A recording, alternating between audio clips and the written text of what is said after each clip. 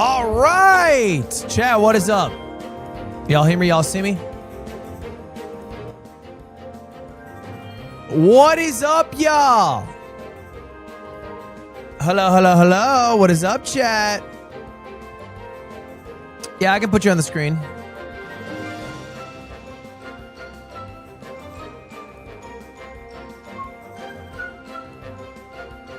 Wait, we're back. Hi, chat. How's everybody doing today? You're an hour late? What can you do? Welcome back, everybody. Hello, we're back at a desktop stream. It's been a minute. It's been a damn minute since we had a desktop stream. We are back with a desktop stream once again. Chat, how did we like streamer games this year? Pretty good. Pretty good. Good. It was pretty good. It was hot. Oh boy, was it hot, dude. Well, he remembered how to turn on the desktop stream. I didn't know it could get that hot. Wait, the desk? What are you talking about? It's good, right?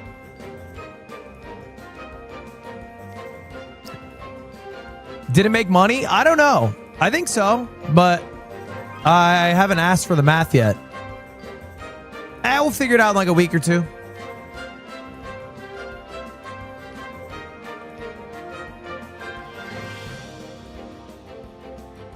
Great games. Everyone was serious, but not too serious.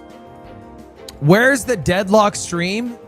I messaged Connor. He said he had an appointment, so he couldn't do when I was trying to do it today. So I'm going to do it Friday with him. He just wasn't available till quite late.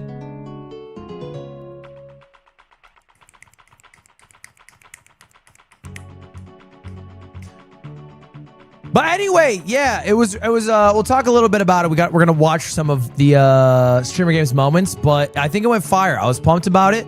Thank you everyone who tuned in. We crushed. I don't know if y'all saw the final numbers. It crushed. Streamer games this year blew expectations out the damn water. I think Kelby tweeted out, no? Yeah, dude. Okay, first off, can I ask, why are they using this as the streamer games sort of, you know, like page or logo? Doesn't feel super... Anyway, but yeah, it got 512,000 peak viewers. God damn, 500,000, bro. 500,000 peak viewers in an average 418,000, which is pretty hype. That's a W. That's a big win. It was I think it's our most viewed ever by like 100,000 or something. So we'll see. We'll see what I think. I'm for sure doing it next year. I don't know if I want to do international. I said I would do a draft. Maybe I'll do an international draft. I don't know yet. I'll have to think about it a bit. But I think it was 7 continents. So you know the 7th continent is Antarctica, right? Like, just to clarify, we had someone from 6 continents. The 7th continent isn't really... No one's there. I'm not going to get a polar bear. Oh, what if I got a polar bear and then the caption was, what's the polar bear doing? And then we just have it fucking compete. We just have it compete. We just have Joe Bart race against a polar bear. Could be the move. Are polar bears even in Antarctica? I feel like polar bears are in the north. No? Polar bears where from? Polar bears where from? Polar bears are native to the Arctic. Is that the same as Antarctica? I don't think so. Whoa. They interbreed. Oh, that's different than inbred. That's when I see. They can breed. I see. Like donkey and horse. that I was excited. I was like, oh my God, my people. But anyway, it was fire. I was pumped with the event. I appreciate everybody who tuned in. Obviously, couple hiccups, but all in all, pumped with it. Pumped with it. Guys, we're on a heater. We need to cool down a little bit. We're on too much of a heater right now. Next Also time you should today, have a viewer team like me, Aga. Today after stream, we are going to upload the vlog going to China to record Road to Empress. My Road to Empress vlog is coming out today. And we have, so let me catch you guys up. Let me catch everybody up to speed. You guys might be like, okay, we're on a heater. Surely things are gonna cool down now. Okay? No. It's the fucking opposite. We're speeding things up. I recorded 2 mogul monies yesterday. Group 1 was my streamer games group. I'm just gonna leak it straight up. We had KDB, Wardrobe, and Joe Bart. Banger. Okay, that'll come out in 2 to 3 weeks, depending on Prezzo's mindset grind set. Then, next week, we have Lies of P Marathon, which if you don't know, I think most people know the game, but it's like a indie Souls-like game. It's like one of Squeaks' favorite game. We're going to be marathoning Lies of P, go live till we beat it. Then, the week after that, we're doing the CS2 marathon with the Yard Boys and Josh Man, road to 16K. And then maybe I get to chill after that. No, Squeaks will not be in the Lies of P marathon. Oh, and then we're doing an IRL F slur day, I believe, after the CS2 marathon. But anyway, that's the game plan. Look, we got some shit going on. Are you going to do DLC? So here's what I think. Tell me if I'm wrong. I think I want a marathon base game, but I want to play DLC a different day rather than include it in the marathon. Because I feel like I'll really want to end my stream because I'll be tired and I'll rush through the DLC, and I'd rather just do my own DLC day later, separate. But it doesn't need to be part of the marathon. Because I find myself like really wanting to, because I'm just fucking tired, bro, you know? I like rushing through shit. And the base game's good enough, dude. Thank you for all the subs. I appreciate it. Jono, Mr. Hayden, Blairies. Yeah, the game's not too long. I think I can do it in like 3 days. But if I add the DLC, it becomes like 5 days probably. Yo, question. How did you pull accusing me of stealing 7K from a jail out of your ass? Oh, this is one of the people who I met after Streamer Games. I met a lot of you guys after Streamer Games. Okay, I'm just gonna fucking say it. All right, let me be the bad guy. So after Streamer Games, I do this every year. I meet with every single person. I do this after every event. But if I ever have an in-person event, I meet after the event with every single person who came in person. And I get a picture or sign some shit or whatever. And most of the time I tell them like, hey, I'm not like, why do you want my signature? It's useless. And just let's grab a picture and talk or whatever. So anyway, I did that. I went and I did it both days. And I was there for like freaking 4 hours. It was great. But I will say, okay, and I'm just going to throw this out generally. Probably 70 people asked for a job. Guys, I'm not hiring y'all. Okay. No shade. No disrespect. But I've already done the hire 70 people gig, okay? And I'll tell you what it ended in. It wasn't 85 happy employees. It was 70 people without a job again, all right? I don't got room for 70 people. Also, thing number 2, if you're in high school, stop asking me questions, full stop, okay? And I mean this again with zero disrespect, but I feel like sometimes a high schooler comes up to me and they're like, dude, fucking love what you do. I don't really know what I want to do, but I would love to work for you. I'm like, oh yeah, what do you like to do? And they're like, I'll do anything. And I'm like, oh, so it's my job to figure out what you're going to do for the rest of your life? I already had to do that for me, and I didn't like it the first time. I don't want to do it again. like, have some, you know, you need to have some direction of what you want to do and then bring value, not just be like, I'll do anything. I'll do anything. Because you probably do anything, but not well. And it's more work to figure that out. So I feel like a lot of people struggle with that. A lot of people struggle with that. I think they think about the place they'd like to work at more than what they would like to do. And I don't blame you, by the way. Okay, this is a self-report. I had a few dream jobs going up. My first dream job was working at Nintendo Power, and then they shut down Nintendo Power, and I was like, fuck. And then my second dream job was to be at Pixar Studios, Pixar Animation, Pixar, like Toy Story, whatever. Because A, I really liked Pixar movies, and B, I watched a documentary on Pixar, and they have, this is true, a cereal bar at their studio, at their office. They just have unlimited cereal, and cereal is my favorite food. So I wanted to work at Pixar literally just for the cereal. I watched this video right here. Give a tour of Pixar. Mandatory. I watched this. I was 16 years old. I was like, yeah, I'll do this. Lasseter's phenomenal toy collection. Nope, none of these. It's the room where we keep the cereal.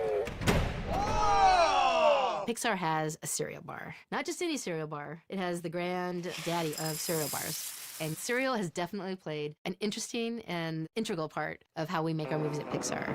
I wanted cereal so bad. So I thought I would apply. And then I had to figure out what role I was going to apply for. And I realized I didn't want to fucking animate because that sounded fucking miserable. So I think I applied as a janitor, or like, they didn't call it a janitor, office administrator. I didn't get it. It is what it is. But anyway, I struggle with the same thing. So I get it. But y'all just need some direction. And then the other thing a lot of you guys did, I had like probably 17 people all go, Ludwig, what do I got to do to get out on the field next year to compete in streamer games? And then every time I was like, bro, be a successful streamer. Because, and I like, no shade, but they had never streamed before in their life. They're like, what do I got to do to get out in streamer games? I'm like, low-key, it's in the title. It's in the title. It's not like a secret.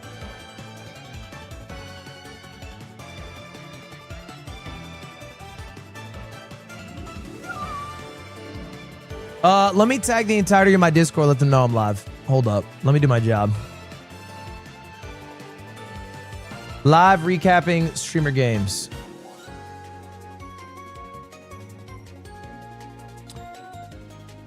Cutie! Or sleep with the guy who runs it, Shrug.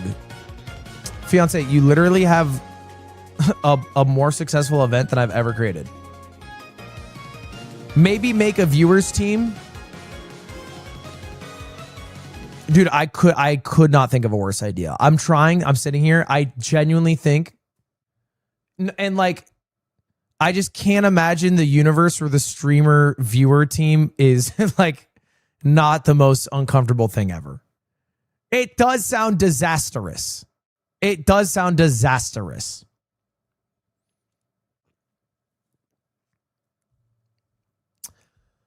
anyway, chat. Streamer Games was electric. There's a video that Red Bull dropped with some of the highlights from it, and I wanted to take a look. I'm actually uploading a video from Streamer Games, but it's going to be really cool because we had a confessional booth recording the entire weekend, and every now and then streamers would go into the booth and talk crazy shit about their teammates. So we'll be able to edit those in to create storylines, like it's Love Island or some shit about every team. Tyler 1, I think I could upload a video on Ludwin of Tyler 1 in the booth for 25 minutes. I think he was in that booth more than anyone. The shit he said about Joe Bart, Jinxie, Yana, and Mari probably get Tyler canceled straight up. He was a demon in that booth. An older Tyler came out. A pre-father Tyler came out in that booth. I don't even know if I can upload it raw. I don't know if I legally can do it. Yeah, it's like Total Drama Island. But anyway, that we'll have that video come out. But in the meantime, I wanted to look at the highlights of what happened on broadcast. So let's take a look together. This is from Rebels. The 20 most insane moments from Streamer Games 2026. All right, let's take a look. On the top, though. What are you talking about? Look, this one's even. Just do this one. Bro, half and half. Oh my gosh, my nightmare. So half and half was supposed to be cooler because we had this tech that Auto made where we had 2 scales and you put it on the scale and then like boom, and it pops up with the exact difference. But it broke like minutes before it was supposed to start. So I had 2 regular scales and I had to do the math live, which is a worse visual experience, although it gets the same information at the end of the day, and it's a bit slower. So a little unlucky. It wasn't because it overheated. It was because the amount of live streams and TVUs and backpacks, the Wi-Fi stopped working. And then in practice, it worked well because there was less, Wi-Fi drainage or something. Kind of like, when you're at a stadium and it says 5G, but you can't even send a text. It's kind of like that. So it worked. It was just visually not what I was wanting it to be. Just do this one. Great. Tim, I think there's a tier list of games. Can you pull that up? I want to make a games tier list after this. Comms from Team Mexico. My math was pretty fast. Shout out my mental math. Like a little over the stem. But it's better to have a visual. Yeah. 12 seconds left, guys. Let's go. We might have fallen. Let's take a look. What do you think? Hey, wait, that's pretty good. That is pretty The good. number to beat is 17 grams. Okay. This first half 125. is 125 grams. Is that good? Is that good? Oh my God. That's literally 2. Oh my God, it's 127 grams. It's a 2-gram difference. 2 grams is insane, by the way. Like a gram is it's such a small unit of measurement. It's such a tiny unit of measurement. They're in first overall. They beat Team UK. It's 2 grams difference. It's 2 grams. How do you get a 2 gram? Mexico. Yo, so, this is just like a for fun throw. My real throw is my second one. Currently, Mexico in first, USA in...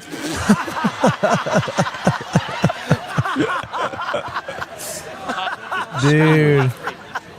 That was some ass. That's crazy. The cameraman even got faked out.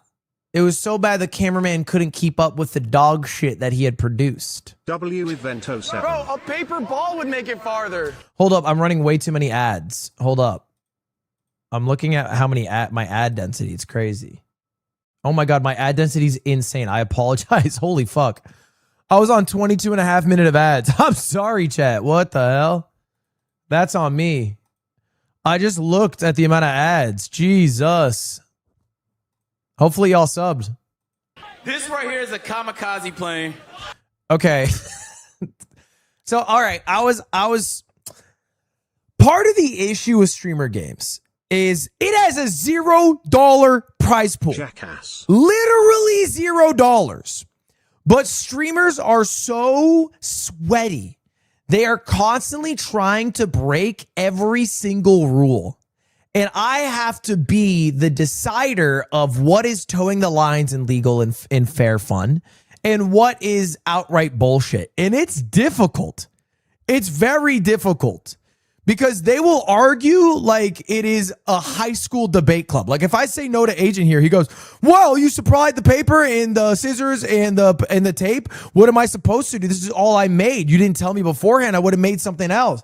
Bro, and then don't even get me started on VAR. Fuck me with the VAR. God damn it, bro. I came in thinking VAR is going to be so fun, bro. We're going to do this. We're going to take a look at the replay. It'll be exciting.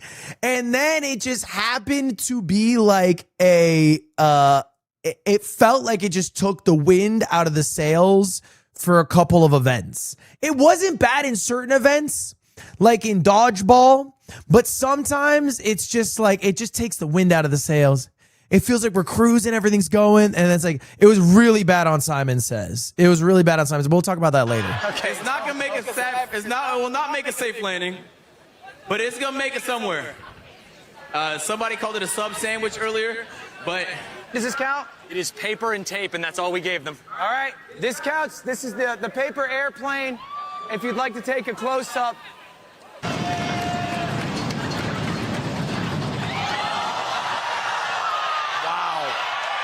Wow. Wow. Team Mexico is leading. Dantes takes a step. If he falls, his team will lose. Dude, Crate Stack was lit. I would say one thing about Crate Stack, 2 minutes shorter and it's money. It's money. Maybe 3 minutes shorter. We gave an 8-minute time limit. Maybe it should have been 5 minutes. Because for whatever reason, I don't even know why they did this, but they started playing this game of chicken. It was unnecessary.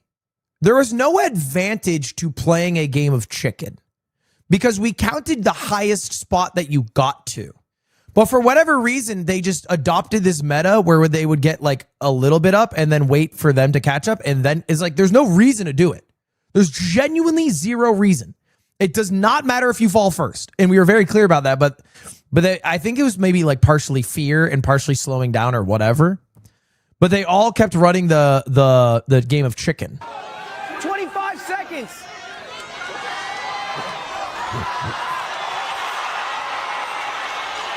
Team Canada's in the lead. 15 seconds. Team Canada's winning. 10 seconds. 10 seconds. Team Mexico, you need to step up one more time. Benji, you need to go. You need to go. 6, 5, 4, 3, 2, 1. Time is up. Dude, it's crazy like how it must next year we should get like a GoPro on their helmet because their POV must be so crazy because they're up there wobbling like somebody walking on a tightrope across the Empire State Building. And then you're watching it from here and it's like, yeah, it's about the height of Martin. Like, you know what I mean? It's like, yeah, it's about roughly 6 feet and change. It's not that bad. But they're up there like, whoa, whoa. And I know it's scary up there too, so I don't blame them for it. It's just funny how different it looks from down here. Team Canada wins. That was a neck-and-neck match. Dantes is going for the knee strat. Dude, this strat was sick. If Dantes steps up with both knees before catch up, he will lead. Big play. Canada's in the lead. Canada's in the lead. France, 10 seconds. Canada's going to lose. France is going to lose. 3, 2, 1. It's over. Team Canada wins. That was such a sick ult. I'm glad that strat worked. It was just fun to watch. The double knee strat. So if you don't know, bro, crate stack is a thing. Like, we didn't invent crate stack. But crate stack climbing, if you look it up, deadass every single good crate stacker does this. They do 1x1 climbs where they're climbing in the holes of the crate. And it's way faster and you can get way higher. But I don't think our competitors were able to even envision doing a 1x1 ever since the 2x1 meta got started.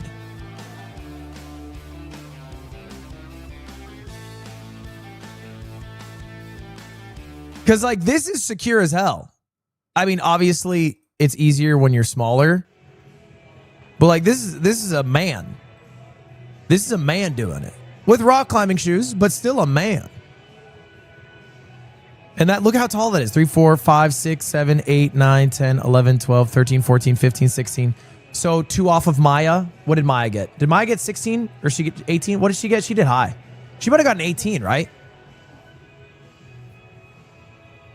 How does her feet there? There's like little holes which are handles for the crate. Jim's basically.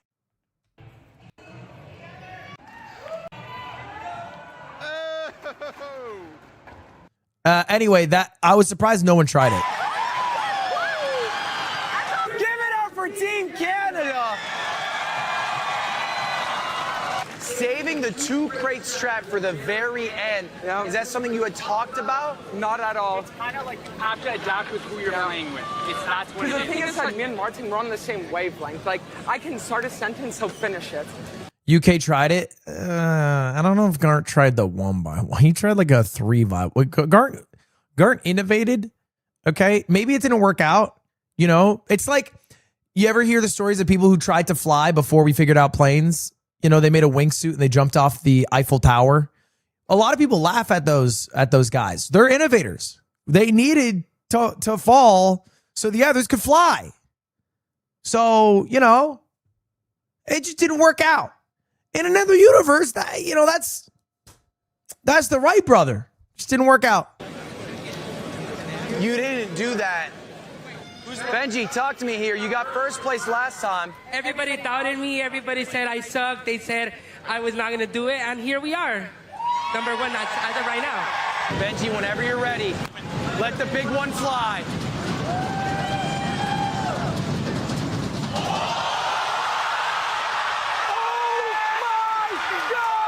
Yeah, that was electric.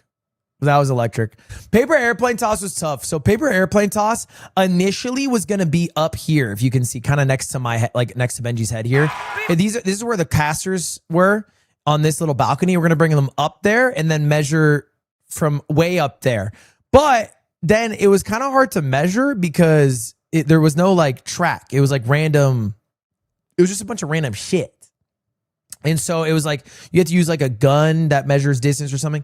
And so then I was like, okay, what if we do it on the field? And we had like one of those giant cranes, or like, I forget what you call them, but like the thing that lifts up people. It's like beep, beep, and it lifts up people. So we're going to use one of those. And we had an operator, and then the people who loaned it came back to us and they said, you can't fucking use that. And so then we had this riser made like literally the day before the contest, or maybe the morning of the first day. And it wasn't as high as I initially thought. What I wanted when I thought of paper airplane, but it ended up working out. I told y'all, don't doubt me. 18.25. 18 yards. Cake will be your final round. Team UK, come on up and select one of the 3 cakes here. That's good. Let's get started. There you go. Yeah, it was half and half fun to watch on stream. I think it was bad live because there wasn't much visual to see. I shortened it a lot. It's funny how a show goes. Like when a show's happening, like you have to adapt very quickly. So when I realized the tech wasn't working, initially half and half was supposed to be way different. It was supposed to be eight teams. 1 is eliminated, like Battle Royale. And then 7, 1's eliminated. 6, 1's eliminated. 5, 1's eliminated. And then when there were 4 left, it was supposed to be a bracket. A bracket here and a bracket here. And then a 3rd place match and a finals. I cut all of that like instantly the moment I realized the tech didn't work. And it was much shorter because it was only 1, 2, 8 to 6, 6 to 4, 4 to 2. And then, it was only 4 matches. It was supposed to be probably twice as long. And I cut like all of it. It is a 27-gram That's difference. good. That's good. That's really good percentage. Which I think was a good call. Good. Give it up for Team Worldwide. It was still an hour. I know. It was going to be 2 hours. They're currently in first. They would extend their lead if they're able to win this. What cake you going for? I see. Okay, ready? Yeah, 3, 2, 1, go. Leave the knife in. Okay? Yeah. Dude, when I fucking hit the watermelon the Ortiz sisters had, and then they blamed me for the bad measurement. Oh my God, I was so stressed.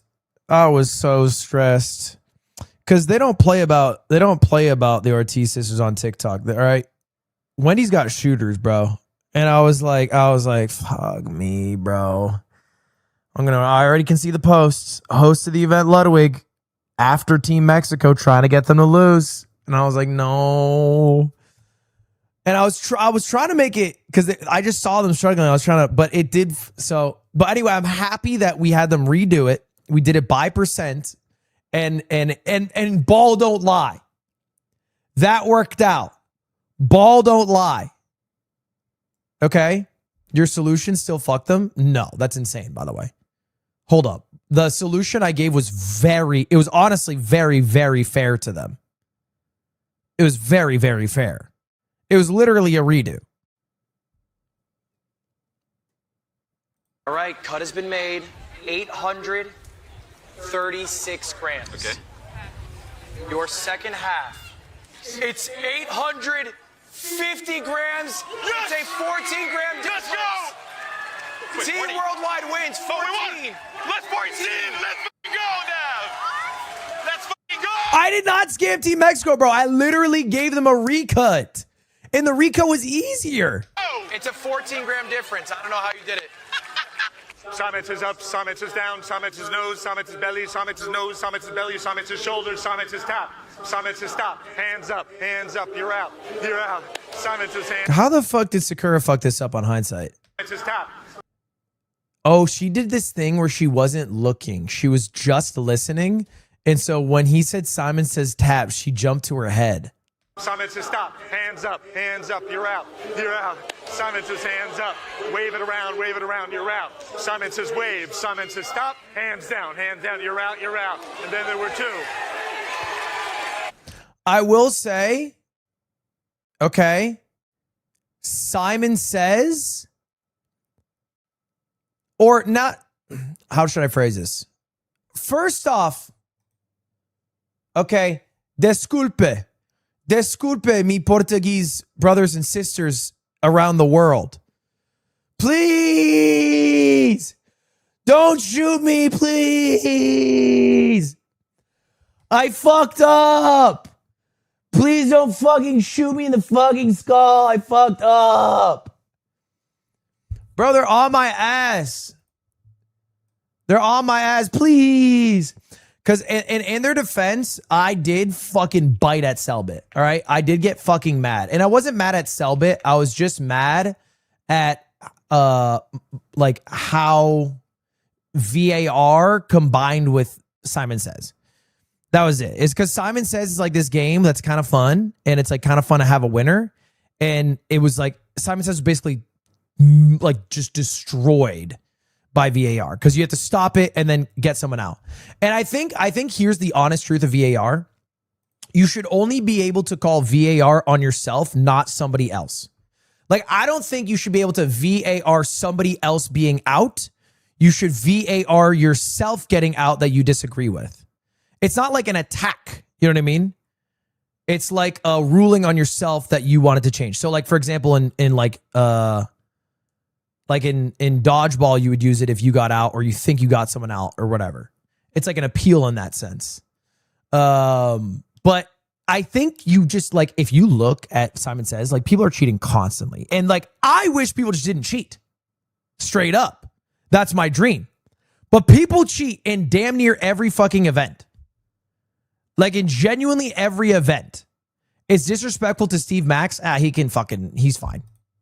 You're a soft as fuck. He gets paid a shit ton of money. Like, he's fine. You know what makes up for it? The money. That's what the money's for. Okay? Mad Men. It's disrespectful. That's what the money's for. He's fine. But I think, like, people are cheating constantly in every event. It's insane. People are cheating in musical chairs. People are cheating in dodgeball. People are cheating in volleyball. All right? And then even when we call them out on a rule, they're arguing the rule. It was online. It was offline. I didn't touch the line. I didn't sit in the chair. The chair shouldn't have count. I did tap. I didn't tap. They didn't tap. It's like always constantly, always happening, and always people are cheating. And I think, like, to an extent, I don't really give a fuck. All right? I don't really give a fuck. I don't care. You know, I'm trying to make sure we're following the rules to an extent, but like, if you look about how I reffed volleyball, I followed maybe one of the 75 rules of that game. So many rules were called incorrectly or weren't called or whatever. Like, you know, it's kind of bullshit. I like to just have one or two rules that I'm very strict on, and the rest, I don't really give a fuck, dude. You know, same with dodgeball, same with musical chairs, same with whatever. And so for Simon Says, like, if Steve doesn't call it, I don't really care. I ultimately hand that power over to Steve, you know? If Steve doesn't see it and you get away with it, I feel like it's part of the game. It's like getting away with a foul in basketball. It's like you got him. You got the refs there. That's fine. You got him. Sometimes you get away with one. It's against the rules, but you got away with one. And I think, VAR is done. It's dead. It's dead. It never comes back. It never comes back. Because what's better than VAR is whatever the ref says is final. Bye-bye. You have a complaint? Sorry, the ref said it. Unlucky, bro. Unlucky, dude. The ref said it. It's for $0, y'all. It's for $0. It was kind of fun. It was kind of fun, but it was just stressful too. It was stressful. And I feel bad, by the way. Disculpe, because I did take out my anger on Selbit in the moment. Because Selbit VAR'd, and in my head, I'm like, oh, this has ruined the final round of Simon Says, which is usually like kind of a cool moment in it. And it's not Selbit's fault, because Selbit's just a team captain trying to earn as many points as possible for his team, which that's his incentive. That's what he should do. That's what a good captain does. But me, all I care about is a good show that runs on time, that is safe and fun. That's it. That's all I care about. You know, I mean this so genuinely. There was a lot of Portuguese or Brazilian fans who were like, Ludwig's only mad because Cutie is in it or something, which isn't true. I really don't care who wins the event. It does not matter. It literally doesn't matter to me at all. I'll tell you this, though. Here's my dream, is that it's a close game. That's it. If it's a close game and fun to watch, that's all that matters. That's all that matters to me. Which it wasn't close, because Team International was insane. The last game didn't even, the last game doubled the points. It didn't even matter. But I'm a show. I want to show. I'm a showman. So that's all I really go for. So I think I just got to kill VAR, because I think it doesn't help the show. Or it has to be like ABS. Do you know what I'm saying? Like, it has to be like ABS, where if you want to call something, it's right there. It's right there. You called it right now. You know, like in baseball, you can call a called strike, ABS, and then if it's a ball, they'll look at it, whatever. But you have to call it that pitch. It's not like you can go, one batter later and then be like, oh, that was actually a ball, because it's a different universe. We're just in a totally different universe. Everything would have changed. Everything would be different. Everything, you know what I'm saying? So I feel like you have to do it like that, maybe, but I don't know. I feel like I just cut it.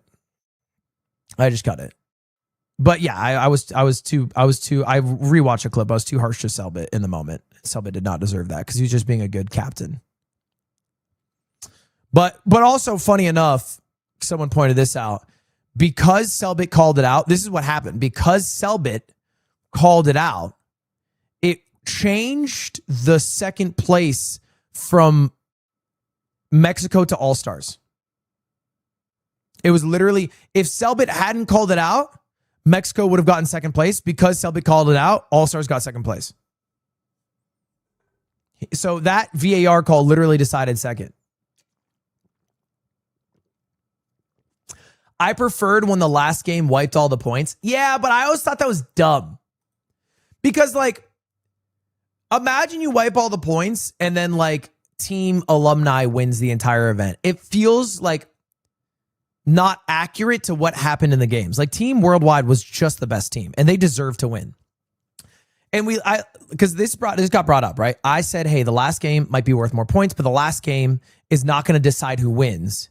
It's just going to be worth double the points, which, if you think about it, there's 12 games. So if it's worth double, then there's, 13 games worth of points, and that game's worth 2. So ultimately there's like 11 out of 13 other games that impact it. If they're so far ahead that there's no way for them to lose, then they deserve the win. And if they weren't to get the win, it would be Lemicky. It would be just the most Lemicky win of all time.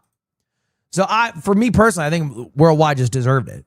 Because they did kind of throw in PKs, but they still, they've done so much work that it's all Mickey. It's for content. No. No.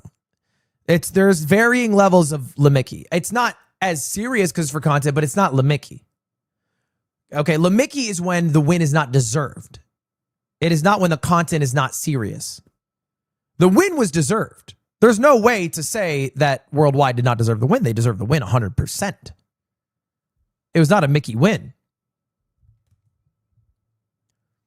But yeah, I think that's my VAR. That's my VAR outlook now. Some inches up, some inches down, some inches nose, some inches shoulder, some inches opposite shoulder, some inches touch this, some inches hands up.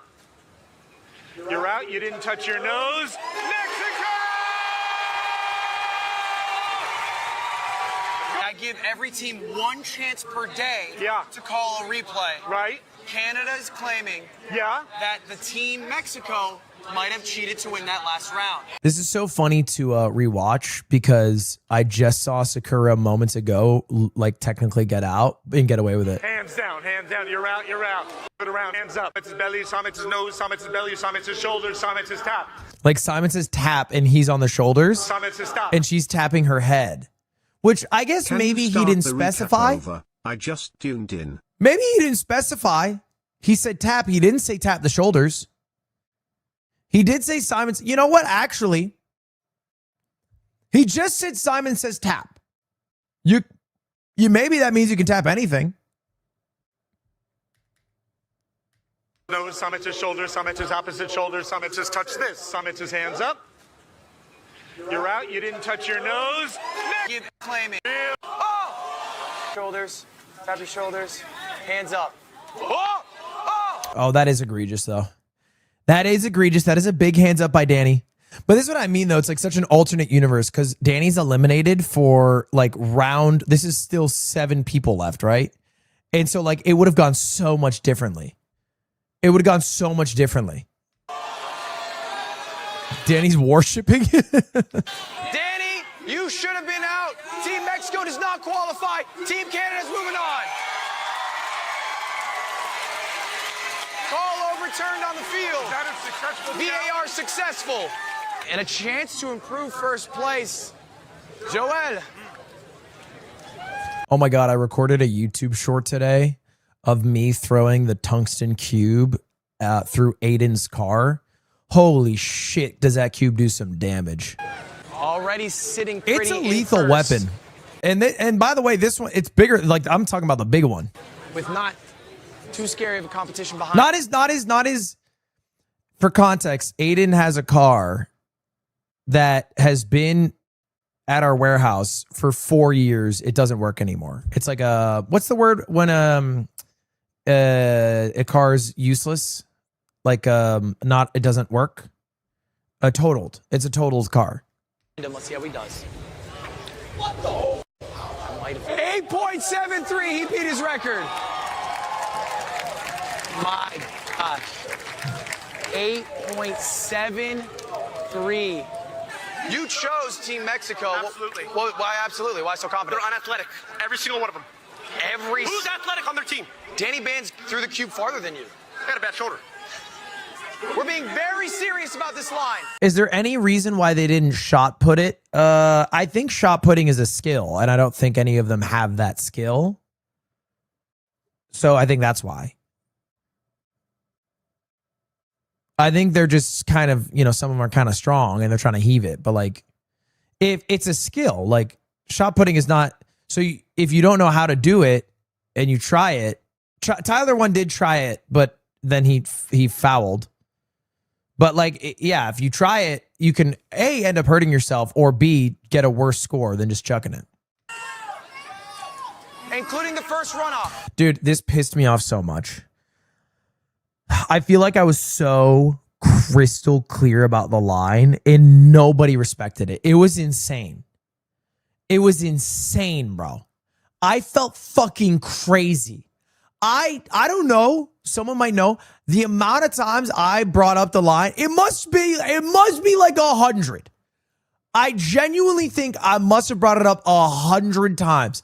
It was like, and every time someone got out, they would look at me like, and I'm like, I got like one rule, bro. I got one rule. Be smart here. Jinxie? Jinxie. You got this. He's got the hunter eyes. He's going up. Here. Yep, and there it is. Yep, there it is. Yep, there's the fucking line. That's line. You're out. Jinxie, you're out. Jinxie's out. You crossed the line. Yep, and then puts a fucking hand. Yep, that's just the line. It's the line. Mario with the throw. Oh, slick dodge. Guys, there's there's genuinely one rule. There's one. Here she comes with the double action. Huge grab. Huge grab. He's great at it. Look at him. He's. Oh wait, did that hit the ball? Dude, Joe Bar had a cannon. Through the legs. Here, you're in a 1v4. And then gives him the double bird. The man is. Dude, I gotta rewatch that. Mari, what are we doing? Here, you're in a 1v4. And then gives him the double It looked like a Dantes penalty kick. How the hell did it go out that way? bird. The man is not lacking confidence. You got tough. Got a hit. Kiera, you are out. That is game.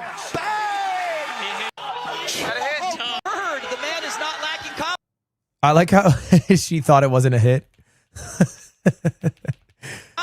Kiera puts her hands up. Got a hit. Kiera, you are out. That is game. Bang! She put her hands up. Kiera. Kiera, please. No VAR call. No VAR. Okay, here's the Call this replay. one The like call it stands is. on the field. That's a hit on the back. It's a Now you guys are still in the third place bracket, by the way. USA 5 standing united against a fractured Canada.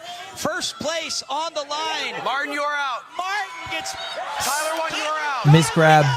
Bro, I threw my I think I have Tommy John.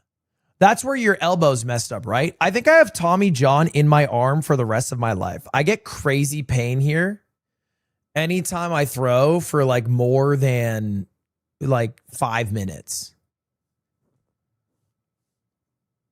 Maybe it's tennis elbow. I don't know which one it is.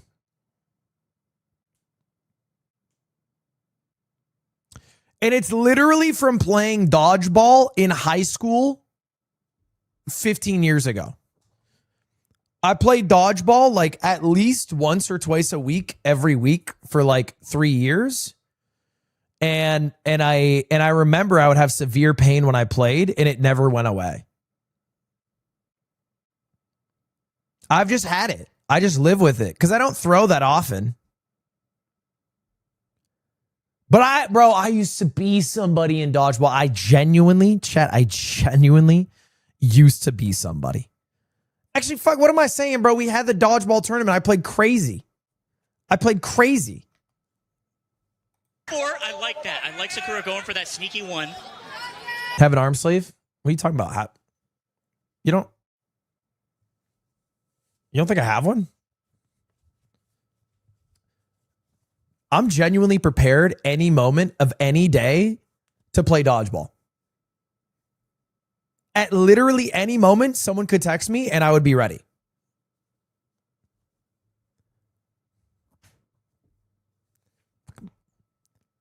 Joe Dark strikes again, but Tonka T. Contest, you are out. Jinxie with the fade. That was tough. Joe's tough. Wins 5-0. It's a sweep. D1 athlete, handsome man, would have been able to reach up with ease. They picked Mari. Oh, Tyler's shaking a lot now. Dude, Tyler's shaking. Damn, Tyler's got ass. Tyler's shaking crazy. Maya and Team USA, or excuse me, Team All-Star moves on. Getting ready for the game. So you blame your teammate Mari. No, I'm kidding. It's my fault. It was my fault. I gotta do better. Team USA, I can't wait to hear what Tyler said in the booth, man. you guys still have volleyball today? Oh my. Fire! Bows down. Archery's gone. I'll say it straight up. Archery is gone. It is not coming back. I feel confident about that one. Not even because the incident, which I don't feel like I need to talk about, but also because everyone's just so ass. Like really bad. I thought, because I don't think archery is particularly hard, but I guess I've done like a fair bit. So I think I'm underestimating how hard it is maybe for someone who's a noob. But I'm just going to kill it. Because so many people were people were better last year than this year for sure. Last year, somehow people were better. This year, everyone was so bad. People were getting in, like hitting the board once. Bro, even Luis. Hey, shout out Luis. Viewer might be watching right now. Luis, you are dog shit at archery, bro. My God. Holy, I did the Alienware 1v1. Bro, I didn't look. It's a big fucking board, Luis. I just wanted to see it with my own eyes. Did that? Cocotte was good. Guys, we have our first apple hit! Congratulations, Cocotte. You hit our first apple, grazed its head. This is the last arrow. Hey!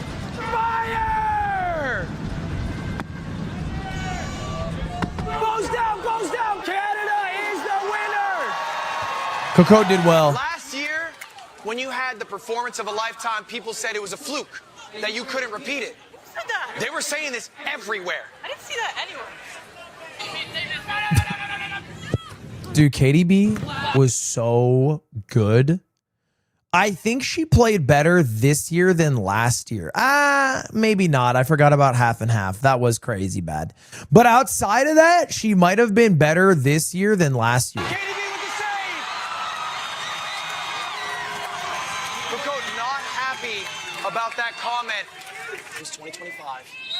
Now has a chance to take the lead. Katie B, and the B stands for Berlin Wall. What a save by Katie I guess the Berlin Wall fell. I don't know if it's accurate. God! What can she do?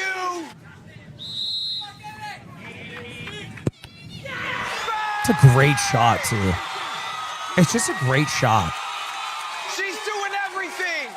2 shots saved. 1 shot made. All-Stars take the lead. Dude, I would have done so well in PK if I was playing.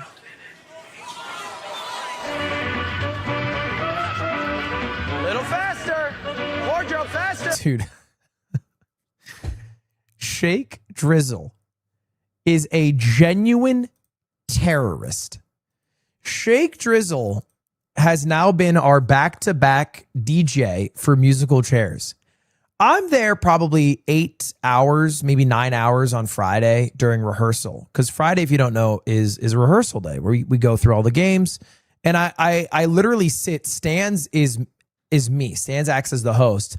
I watch on a TV and I just take notes. And then we go through all the games together to make sure that, like, you know, they're all playing how we wanted to play or whatever. Shake's there the entire time, literally like 8 hours, curating a playlist for musical chairs. All right. So I'm like, oh, Shake's got this. Saturday rolls around. It's time for musical chairs. Tell me why, like, 3 of the songs Shake has picked out have drops in them. Bro, that it sounds like a The Onion article. You know? We're doing like EDM musical chairs. Everybody gets out.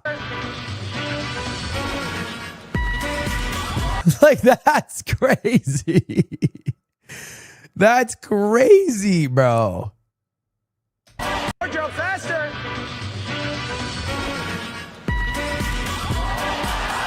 They all fall for the drop, as they should. And we have fallen for the drop. Team UK, we have lost a member. Maya, you are out. Congrats to the winner of musical chairs, Zaya! You won! The first and last time UK had a lead, it all went downhill from here. Wardrobe sat down. Wardrobe sat down. I was pumped for Zoil, though. Oh, hell no! Stay away! That's cheating! That's cheating! That is a chair grab. You are out. Has 6'7" been a thing for a year? Spoiler alert, it would not come home. Zoya! For Team Canada. Dude, why was Martin actual water? Why was it jelly? You never know what the bowl is going to do. It's all about anticipating and reacting. So some people were concerned. What up, Selby? Some people were concerned that the bowl was like biased or whatever. It is RNG, full stop. But the bowl operator, if you don't know how it works, has 2 dials, right? He has 2 dials. And all he does is push up the dials at the same time. And then what the bowl does is random. But we timed it so that the operator would have like cues. Like if the dial goes 1 through 5, it's like at second 5, you're on 1. At second 10, you're on 2. You know what I mean? Being loose, letting the hat fly. Having said that, bro, Martin was jelly, bro. I talked to him later. He said it was a counterweight to have his hand out with a hat. It was also a flex. Martin's doing amazing. But he was able to like counterweight. Because when you're up here, you're more centered. 25, he's still going. Wow, I can't believe it. 30 seconds for Martin and Team Canada. You were showboating at a certain time. You took off your hat. You were looking at the crowd. It's a little bit of flair. You got to throw that in there sometimes just to entertain everybody out there. Shout out to all my supporters. Dude, I don't even know how to describe it. Martin makes me laugh so much, so.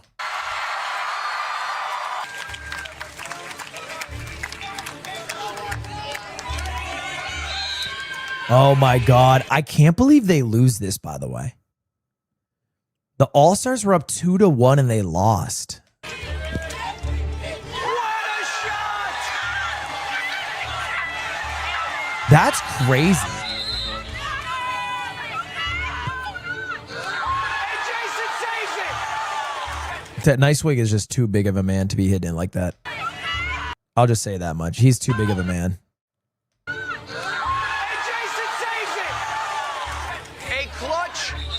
KDB did not choke. It's like saying Erling Haaland choked. She didn't choke. He didn't choke.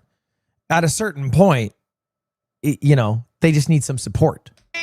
By Jason the Ween. Like, that's a decent shot. I would argue the wardrobe one wasn't savable. Maybe this was savable. But it's good power here. And she gets a finger on it. She probably need to step out a bit. For the tie. Dude, what a phenomenal shot by Maya too. For the tie. Like genuinely almost perfect. Maya also a bit unlucky, was like genuinely blind at this moment. She had an allergic reaction. I don't even know to what. And like couldn't see. Alumni win. All-Stars. Second place. It turns out it didn't matter though, because it would have gotten second regardless.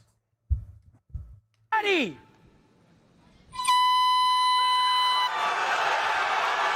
Okay, I feel like I owe Joe Bart an apology. I used Joe Bart's time in track and field as advertising for this event. And I feel like I set him up for failure because I was basically talking about Joe Bart like people talk about Usain Bolt. I was like, bro, Joe Bart, fastest man alive, white boy of the summer, going to be blazing down. Honestly, people would be lucky even to smell his ass. He's going to crush the competition. And so that's not really great because it basically sets you up to either achieve the expectation set or what happened, which is fall short of them. Because Enzo was quick, bro. It's a mad dash. Repeat. There's a false start there. Was there? Ready. No, this is clean. Horn went. Nobody left. The first one was disgusting. I'll pull up the first one, bro. The first 100-meter dash was disgusting. It was insane. Let me see if I can find it.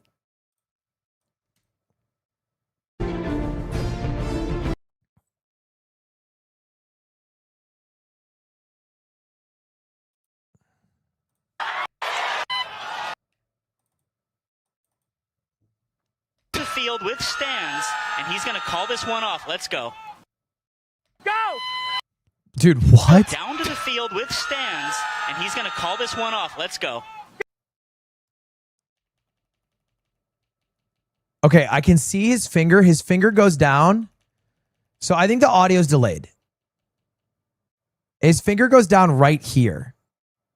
So I think that's the sound. So I think maybe only Ron false started. I think the audio's delayed though. Go! Like that audio's delayed. Maybe there's another recap. This is the Oh my God, we're getting into it right now. So here's the lineup. We'll see what Unstable line on the 100 Ronaldo. range. Now Go! we're gonna go down to the field with stands, and he's gonna call this one off. Let's go. Go! Wait, I think that might have been real. Okay, right there.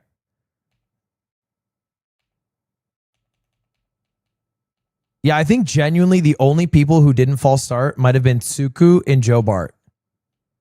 And Sakura. But I don't think Sakura might just not have been, bro, she might not even be like tapped into the server. Like what is going on? She still hasn't left. I don't think she knew she was running a race. And then everyone lane split. One off. Let's go. Go! Instantly, Jason goes into Joe's lane. Then Joe has to go into... Tsuku just fucking deviated completely. Yeah, it was insane. It was insane. I'm glad we redid it. Because you know what would have sucked? Is if I DQ'd everyone and I was really harsh. One team had 8 points, the other team had 7 points, and then it was 0, 0, 0, 0, 0. Like that would have been so bullshit. It would have ruined the whole weekend. Dude, the 9.88 time, like this was genuinely an Olympic level run, like could have actually won the gold medal, was very funny. And we're off. It's a mad dash. Repeat of this morning. Flashes of brilliance. Red line cross. Joe Bart made a bet with his audience that if he didn't get a sub 12, he would have to eat a head of lettuce, which isn't great because he ran a 12-2.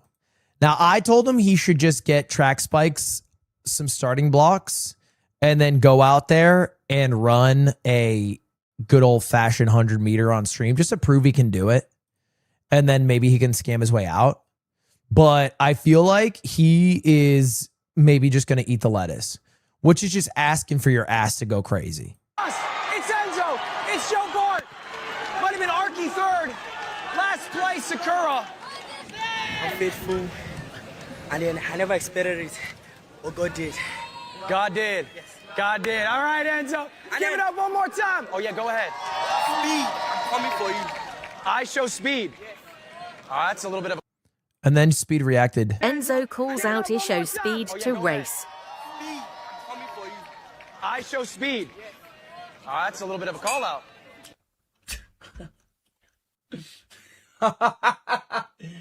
Speed, for whatever reason, in this clip, Speed got a rich laugh. He changed his laugh. He got a rich laugh now. I just gotta laugh, man. You just gotta laugh it off, chap. All I gotta say is good luck, kid. Enzo. A call out. Will you heed the call? 6 serving 2. 6 serving 2. Tsuku tries to come in. Joel with the hit over. Maya with the bump. Nice swing with the set over. Goes to the back line. Set by Catsup. Set over by Tsuku. KDB bumps it back. Tsuku sets it back. KDB with the dig. It's a huge play by KDB. That was a crazy dig. That was crazy, bro. Tsuku sets it back. KDB with the dig. It's a huge play by KDB.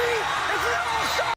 Why don't you invite RDC? My DMs to Mark Phillips look like I am desperately trying to have sexual intercourse with him. It is like a quintuple text. It's like sad, bro. I cannot text that guy again, man. I love Mark Phillips and I love RDC. I just can't do it, bro.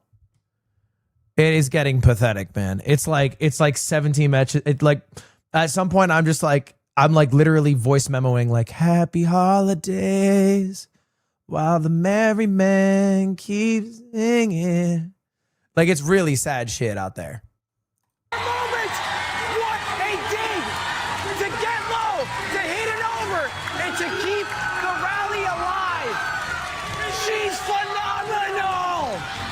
Yeah, this dig was crazy. It is 7. Dude, you know what I was thinking? We should just do a fucking volleyball tournament straight up. Like we should just straight up do a volleyball tournament. You know what I'm saying? Like we did with dodgeball. Like we could easily get like 30 creators and just like rent out a gym and just do a volleyball tournament, like no problem. And they would be pumped. Everyone would be pumped. Just run it indoor. Serving to Joel to serve.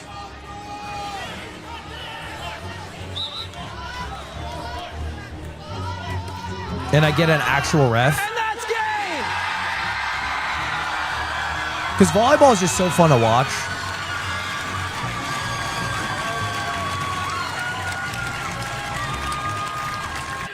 Got the dualies.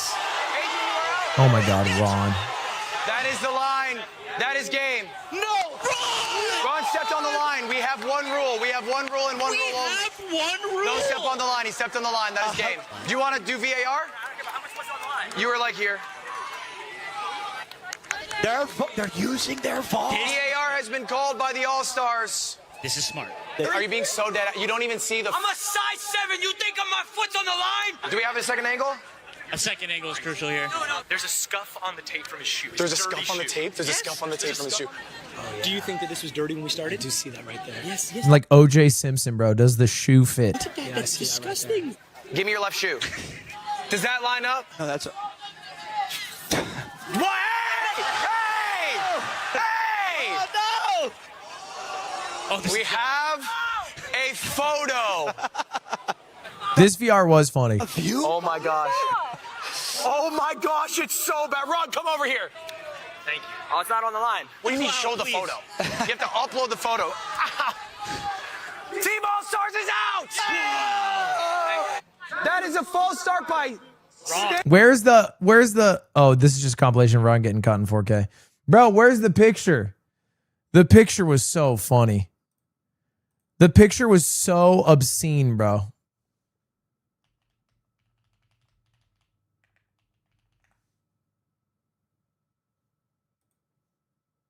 Come on. No, he's not out. Clip. It's the clip versus 4. That is the line. That is game. No line. Is it not here either? No. Maybe it's in the comments. Oh yeah, hell yeah. I always know the TikTok comments got me. Yup. Dude, shout out to this photographer. Genuinely saved my life.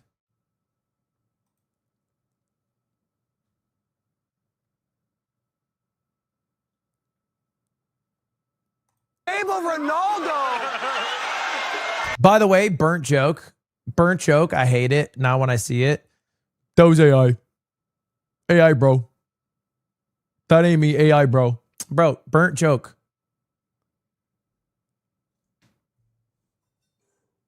I've seen that 5 billion times. Ron, buddy, talk to me. Hey, listen, man. Hey, listen. I don't care what nobody says. This is facts. Last year, anyone who false started got disqualified. I got disqualified. This year, he said 3, 2, 1, go, and multiple people started without the same time as me. Why do you think I stopped? I was like, what? He got pushed? No, bullshit. Restart that right now. My favorite part of the 100-meter dash controversy is that when we reran it, everybody ended in the same exact position. Like everyone fucking argued and whined and complained, and then we ran it back, and it was genuinely the same fucking position. The line is just stopped. But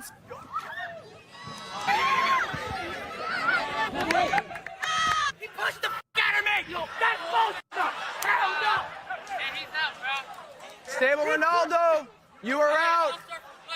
Ray, You just sold me, bro. you are out. You are out. No.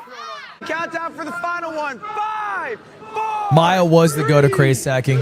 Maya genuinely the goat. Go. And we're off. Maya seems like the absolute best crate stacker to ever do it. A true talent. This is insane. Guys, give it up for these competitors. That was strong. Yeah, it's like being Kevin Durant in LeBron James's era, you know? Like, always number 2. Final. She was one player away. This is her last crate. Oh my God, Maya, you're crazy. Maya, you have the option if you would like to stack it up one. Yes, okay. They're going for the 1x1 tower knee strat. Yeah, this one it was tough because I was on the wrong side. So this looked taller to me because And now perspective. this is very difficult for Maya because Maya's gonna have to step. So I was wrong about Maya being down by 1 in the live broadcast. But it's crazy. Look at what Maya's doing. If Nat can step on. I was worried for this challenge. I was really stressed about it. And then when I talked to the people who do, like are rock climbers and, you know, belay people, they were like, yeah, it's like the safest thing in the fucking world. Like it's totally fine. Like literal children do this. Onto this tower before Maya, she will take the lead. 10 seconds. 10 seconds left. 5, 4. Team International's in the lead. Guys, 3, 2, 1. It's over. Worldwide wins. Sorry, I was incorrect. All Stars wins. My bad. My bad. I'm off. Oops. Bad count, lol. Why do you think you were good at this? Because I'm small and I'm nimble and I'm quick. I feel like you also are good at balancing. Is it the skateboarding? I can do a kickflip. I don't know if you guys need that. Can Maya do a kickflip? I need to see video of this. Me and Maya both try to learn to do a kickflip. I learned much less to my discredit. Maya kickflip. Does she ever do it?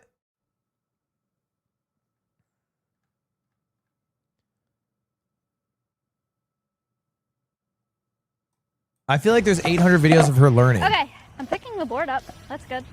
That's a good start, right? I'm pretty sure that's goofy. You're like 45% of the way there. Really? Yeah. Worst You one. keep having this problem because you're not lifting. Oh my god, it was the worst one. Do kickflip, it won't hit your shit. Stream doesn't end, so I do kickflip. She never did it, huh? I'm a little scared that we're gonna get in trouble, but dude, this is sick. It's like there's a pool in here.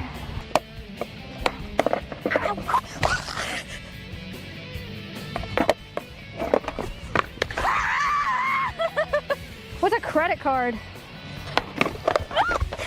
Ow, bro. Skateboarding hurts. Tough. All right, and then there were 2. Summit's his head, Summit's his hip, Summit's his head, Summit's his hip, Summit's his head, Summit's his belly. Summit's his top. Summit's his stop. Hands up. Summit's his hands up. Hands down. Dude, I'm so pumped QD1 because before Simon Says, damn, did she choke everything, bro. Everything went, I was feeling so bad. And like, I'm just the host. I just run the damn event. But paper airplane toss, she practiced crazy. She's showing me all her paper airplanes at home. And then she gets out there. It's like 7th place. Ooh. And then half and half, she's like practicing. You know, she's the baker. She gets out there. Ooh. And then Simon Says comes up. Fucking ice running through her veins. Clutch as hell. Summit's his hip, Summit's his head, Summit's his hip, Summit's his run, Summit's his stop. Hands up, Summit's his hands up. Hands down, you're out. Summit's his hands down. Faster, hands up. Hands, oh no, 1, 2, 3, 4, no. Hands down. Summit's his hands down. Big smile.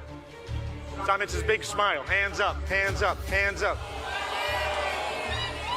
Summit's is up, Summit's is down, Summit's his nose, Summit's his ears, Summit's his nose, Summit's his ears. Hands up. Summit's his hands up, hands down. Summit's his hands down. Faster, hands up. Summit's his hands up, hands down, hands down. Summit's his hands down. Summit's his nose, Summit's his belly, Summit's his shoulders, Summit's his tap. Summit's his tap, Summit's his stop. You didn't tap the first time, you're out.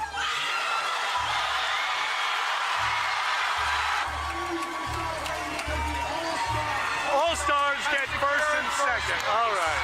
Yeah. Which is massive. They needed this win. Listen, whatever it takes, man. Can I tell you, like, I have been around Cutie and Maya for years. They've been friends for years. They needed this win. Listen, whatever it takes, man. I've genuinely never seen them hug ever. Like, in my life, ever one time. I've never stopped smiling, and everyone else did. And you never said stop smiling. I don't want to get out of that. You never said stop smiling. I'm going to be honest with you. Okay, Let's take a look. I think it's unlikely. I think it's unlikely. They should smile, and then eventually they'll just go serious again without being cold. That's what I'm saying. We'll take a look. Yeah, I just want to check because that's. It's funny watching the VAR because they're both just smiling so crazy. They look like insane people. They never stop the smile.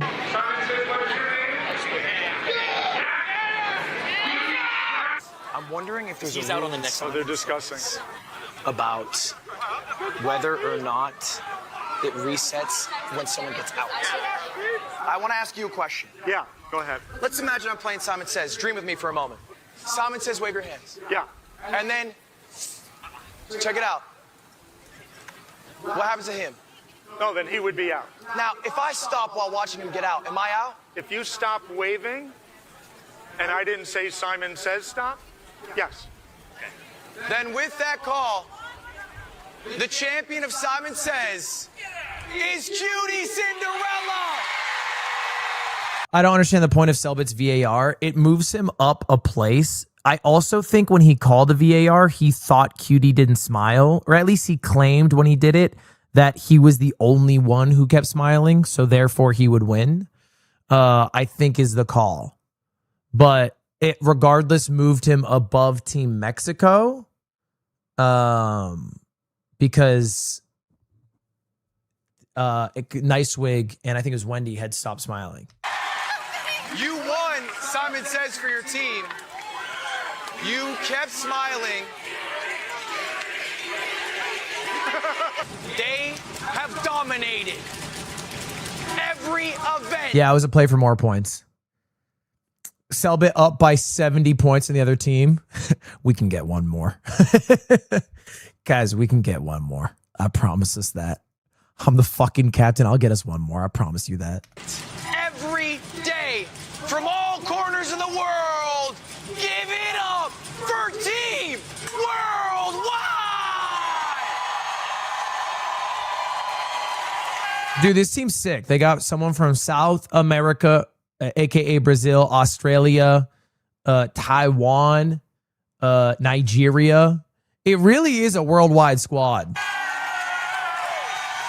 go ahead, collect your trophies. The flag's cool. Yeah, you wouldn't believe how many times we had to fucking change it with how many people dropped. You wouldn't fucking believe how many iterations we had. Collect your trophies. Give me some words. How does it feel as the captain of the championship team? Man, first of all, thank you so much for inviting me. Man, this event has been amazing, all the production. Like, we took planes just to come to this event, like 12-hour flights, 15-hour flights, just to come here, to compete and to take it seriously. And if there's a thing I learned in the streamer games, is to always support your team, fight for your team no matter what, and always keep smiling. Selbit is like the ideal, like, and this is like no glaze. This is just facts. Selbit is like the ideal competitor, like the ideal streamer to invite to an event. Like super great on comms. I needed to record like a trailer. He like was super helpful in recording it himself so I could use the footage. Communicated with like production, knew what the events were ahead of time, like actually read the Discord, showed up on time, also would go hang out with everybody afterwards too. Like he was at like a dinner or like gathering every single day. I think he was here. So he was like, dude, if I could get 40 Selbits, it's like a dream event, bro. Super professional. Yeah. And I think obviously it's because, you know, he runs events and he's been here a while, but like, you know, there are people who dead ass show up if the event starts at 2 p.m., like 3 minutes before the event starts, or maybe even 5 minutes after it starts. Is there anyone you wouldn't invite back? I think everyone this year was great. Bro, chill. We're both compromised, but yeah, hit me up later. I got you. Compromise is a funny word. No, I think everyone who attended the games this year was great. You know, I think everyone did great. I was fine with it. Compromise means engaged. Yeah, I gathered. But yeah, I think everyone did great. I have no qualms. Like obviously Ray got a lot of shit because of how he talked about his teammates beforehand, and like a bunch of people, including myself, poked fun at him afterwards. But like I think the thing about Ray is Ray comes off like a totally. He can come off like kind of like what's the word? Like kind of like a dick or whatever. But like Ray will also take the scolding and apologize. You know what I'm saying?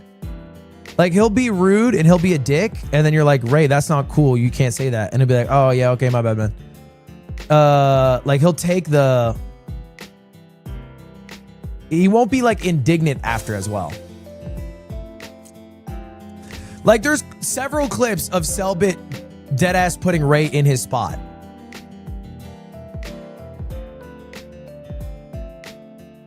And he doesn't have like an ego about that.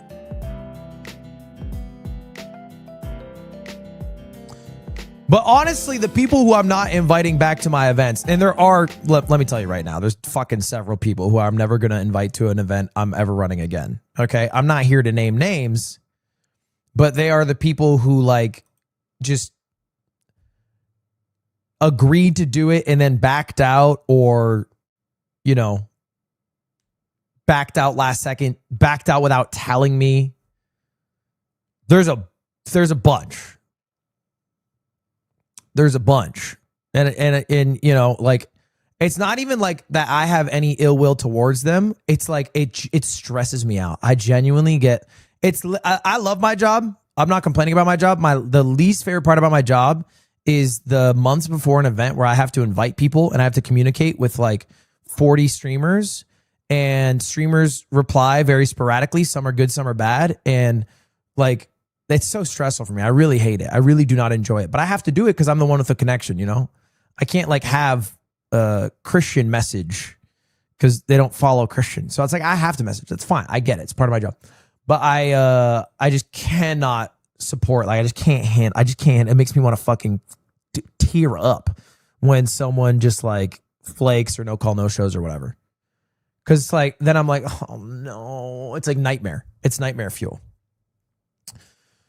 But everyone who came, I loved. I think everyone, like, you know who's actually really sweet was Dantes. Dantes was so sweet. Very nice guy in person. Tyler's always a little sweetie in person. Benji was great. Everyone's great. Honestly, everyone who went was great. I had a great time with everyone. I will say, some people got shooters. Because when you run an event, there are people who watch because they like the person who is participating in the event. And that's the only reason they watch. So when things don't go well for the person they like, it's on sight for me. It's on sight for me. It didn't matter, bro. If we made a call, they'd be like, bullshit call. And I get it, bro. It's like being a sports fan. It is genuinely like being a sports fan. And you're like, fucking bullshit call. These refs fucking suck. This game's a fucking joke. Refs are literally rigging it. Probably paid. They should all blow them off smooth. They should blow their heads off smooth. And I get it. Because they only care about their team. You know? And from the rest POV, it's like, well, actually, it's a pretty fair call what I did. But it doesn't matter. It's an emotional play. It's not a... So there were some... I saw them.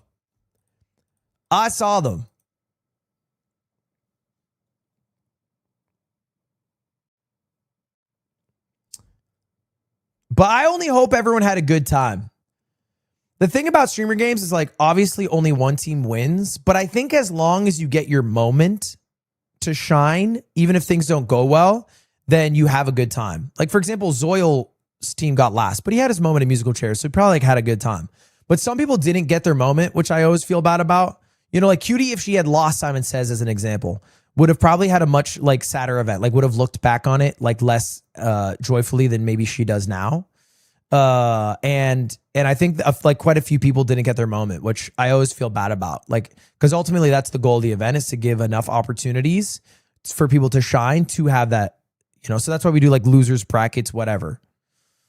Because it's not just about getting first. You know, it's about getting that moment you can be proud of yourself or whatever.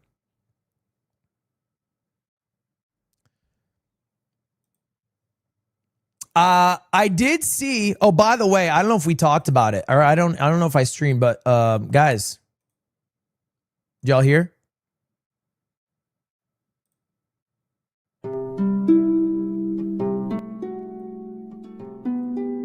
We hit 7 mil.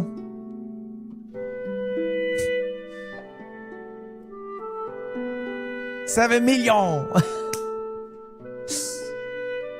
Already on my way to 8. Already on my way to 8. You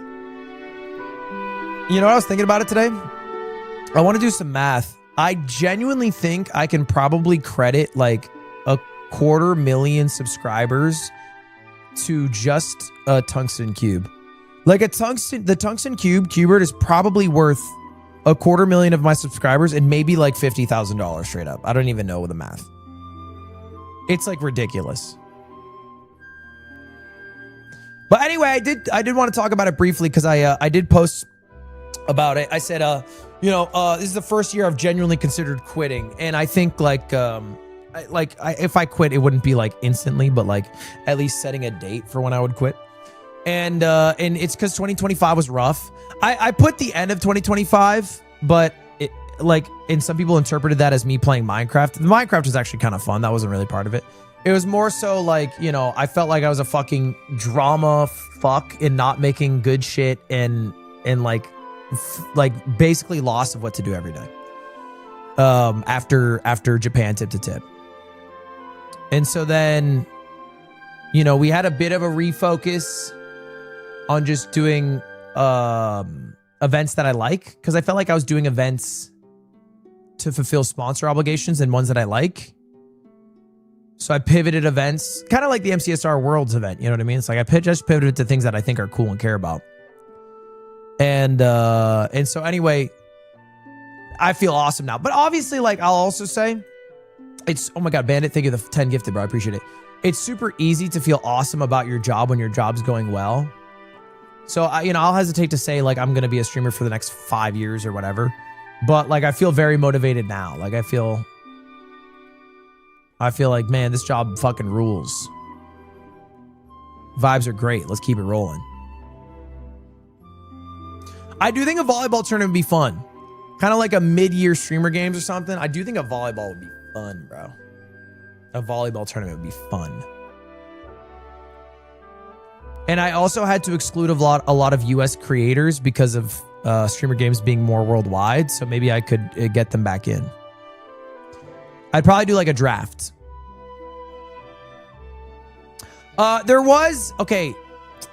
This might be controversial. Somebody posted the individual stats for streamer games this year. And I think it's kind of Big poorly made. Like 50 on Yulma.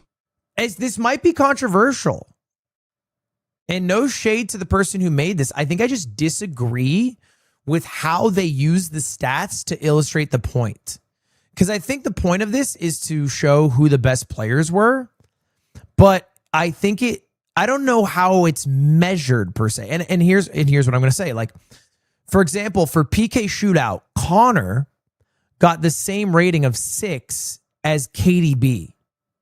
And that just doesn't feel accurate to me. I don't know what the math was. Like, Jason the Ween got the same rating, which maybe his team won. Maybe that makes sense.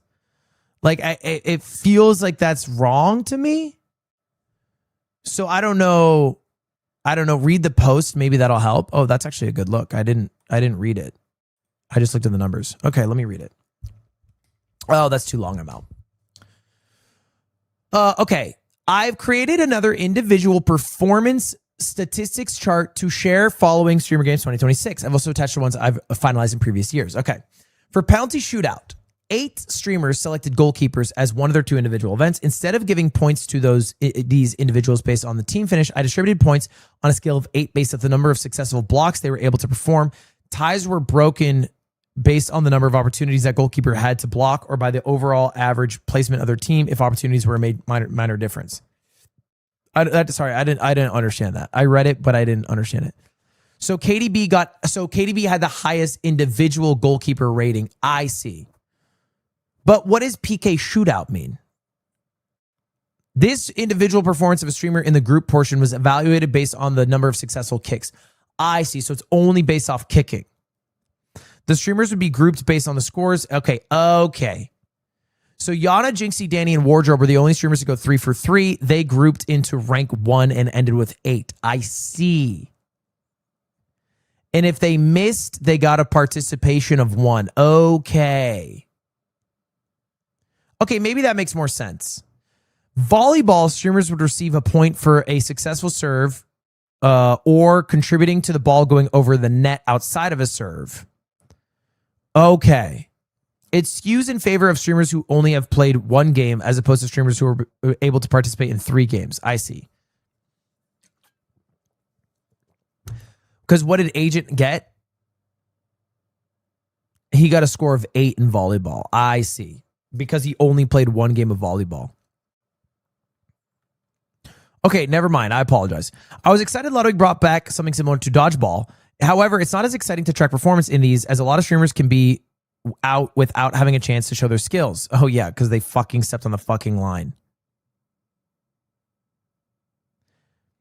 I rewarded points if a streamer is able to do any of the following. Hit someone, catch a ball, or be alive till the end of the game. Catches reward double points for eliminating plus reviving. Yeah, that makes sense. Okay, now let's break it down. So they're saying the best player overall was Nicewig, who won in crate stack, got second in Cubert toss, finished high up in musical chairs, won volleyball, dodgeball did so. Simon Says literally got like top 4, and then PK Shootout did horribly and ended with a score of 40.2. Okay. I mean, that's fair. That's a great performance. And then Agent got 3rd in Paper Airplane, plus, average for goalkeeper, decent for musical chairs, top score for volleyball. Feels, I don't know, it feels weird, yeah. It feels weird to get the top score on 1 game. But I'm kind of surprised. I guess he was just a sleeper. It's maybe because they didn't have any golds that Agent didn't stick out to me. Right? He didn't win any individual event, but he was just solid in pretty much every event.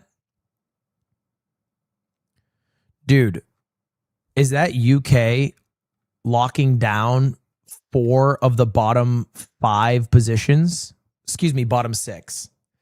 That is rough. That is rough. Connor holding it down. So Selbit got 3rd, T10 Nat 12th, Devil League 13th, Ray 16th, and Enzo 19th. Enzo 19th is surprising. I feel like Enzo did well. I guess he didn't do great as a goalkeeper. Joe did well. Where's Joe? Joe got 6th overall. 2nd in the 100-meter, fucking crazy bad in half and half. Musical chairs, pretty good. Volleyball, great. Dodgeball, great. Simon Says, all right. PK Shootout, all right. It is interesting. So KDB was the top performing woman at the games, followed by Maya, followed by Cocotte. That adds up. That adds up. And then Nat and Devil Leak were solid. Yana did well.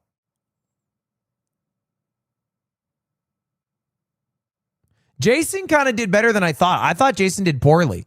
He got top 10, but I guess he did pretty well as a goalkeeper and a kicker. And in dodgeball, he was pretty decent. I was surprised. I don't know. Maybe I am valuing getting gold higher than other people, but I feel like Zoil won musical chairs and he is second to last. Do you know what I mean? Maybe that's my problem. Maybe I'm putting too much value personally, but I feel like that's worth something. You know what I mean? I feel like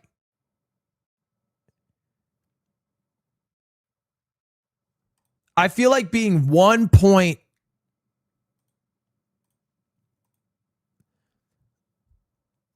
he's not on the bottom. I mean, he's dead ass second to last and he's solo won an event. It just feels like, Jason the Ween getting 7 points for musical chairs and Zoil getting 8. There's a huge difference between 5th place and 1st place. It's massive.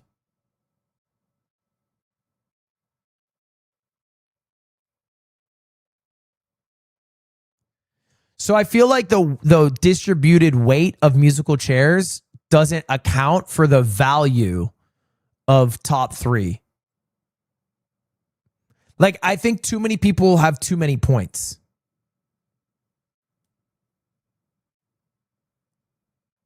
There should be a lot more ones, because the average of this is probably like, the average of this seems like it's like 5 points or some shit. I don't know why.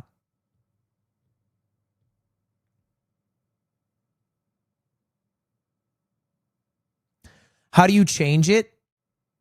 I would maybe do it like if you're the last member of your team, you get more points.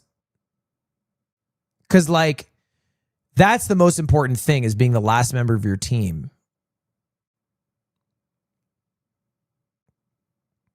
But I'm not exactly sure.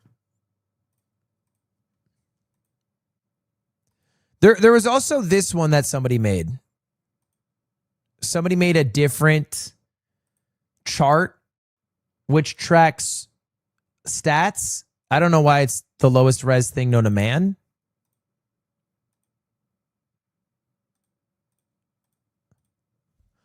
Indromental. Thank you, Indromental, for the 5 gifted. So according to this, the top overall player was Tsuku, followed by Nat. Wait, what?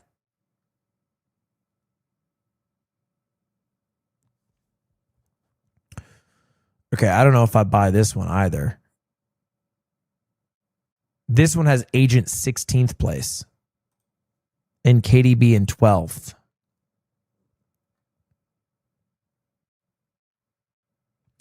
Oh, this is purely based off of points. Oh, that makes more sense.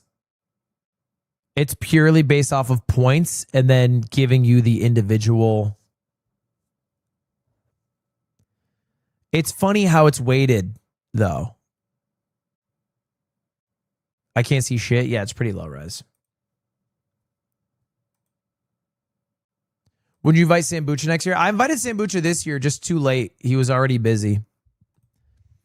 But Sambucha was going to go on the All-Stars team, and I honestly think if he had been able to show up, they would have won again. He's quite an OP competitor. I deadass think they would have straight up won. Quackity hit me up a week before the event. He said he couldn't make it because he was at the Spanish boxing event, which I get it. Okay, La Baleda is cooler than Streamer Games. Who replaced him? Nicewig replaced Sambucha and Arky replaced Quackity. Arky was originally on the All-Stars team, but I swapped him to Team Mexico because Quackity dropped. Loser Fruit couldn't make it, but I invited her. What about I Show Speed? I hit him up and he didn't reply, like he didn't like specifically reply, but like I got the vibe that he was like interested, but like just couldn't make it this year. But he'll probably make it next year.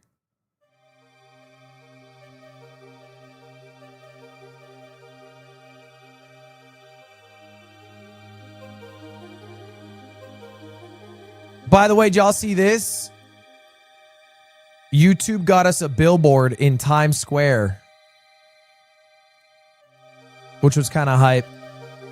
I don't know why my face looks like that. That's a little crazy. This is going to be more than 10K marketing. I did not pay for this. Shout out YouTube. Thank you, YouTube. Pete, I think Pete did a great job commentating. Yeah, I think Pete and Slime did great. I had Pete, I had them commentate Dodgeball. Did you guys like the commentary for Dodgeball? It's a little hard because I wanted to be able to like control things on the ground while having them commentate.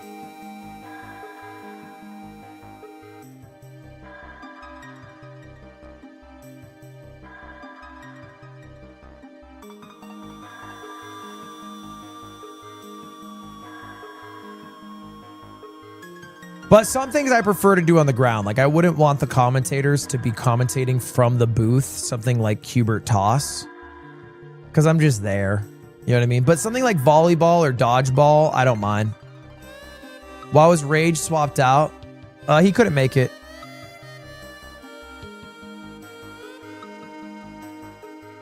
Dude, this is probably my favorite clip from the entire streamer game, straight up. Now do the SpongeBob song.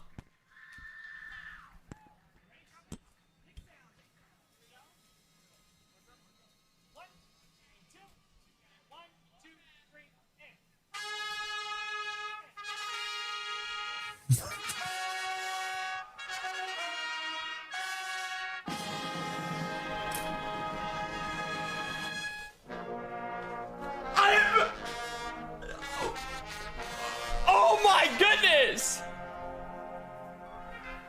The Dude, I've got winner takes chills. all.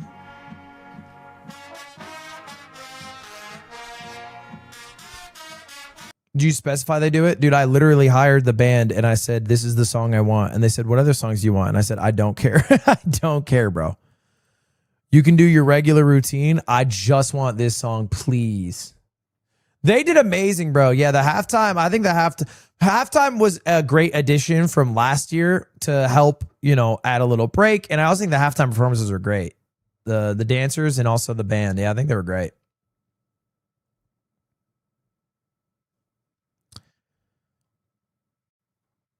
But it went well, I think, bro. I was pumped with the event overall. All right, let's get into the drama. Let's get into it, y'all. It's time, everybody. It's time. We got to make a tier list. You know, every year with Streamer Games, we bring back popular events and then try out some new ones. And we're always mixing it up. We don't always get it perfect, but it's time for us to be honest with how the events went and rank them. Here is our tier list. S means absolutely a staple. S stands for staple, something that should be there every single year. A is a good event. Okay, we could see it again. It wouldn't be a bad idea to bring it back. B stands for Bara, an event that was all right. It was all right. It wasn't bad to watch. Maybe we don't bring it back next year. Okay. And then I'm actually just going to switch straight up. I don't think we need a C and an F. I think I'm just going to go straight to never again.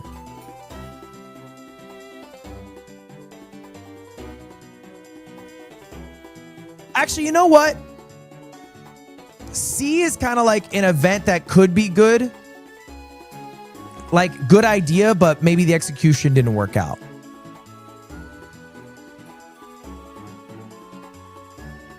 Because that does happen. Sometimes the event's good, but the execution didn't work out. All right, let's start with our S tiers. Well, actually, you know what?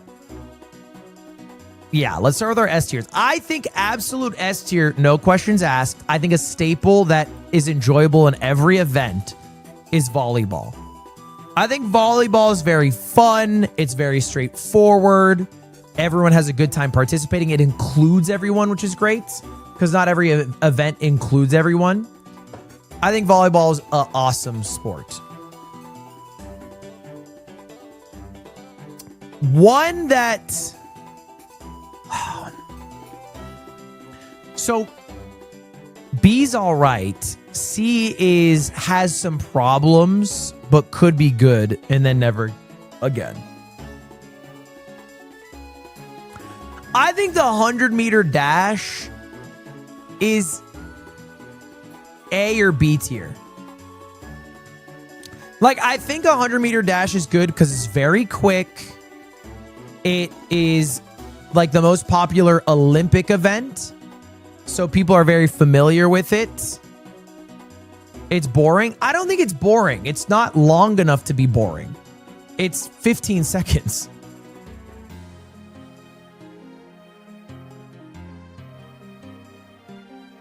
But I think it's B. I don't know if I agree with the relay being better.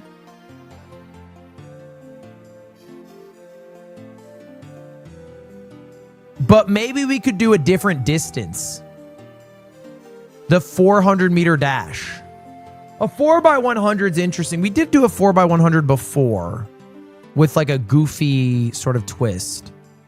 But I think it's B. I think it's all right. Archery is a never again. Okay? Archery is a straight up never again. Lock it in.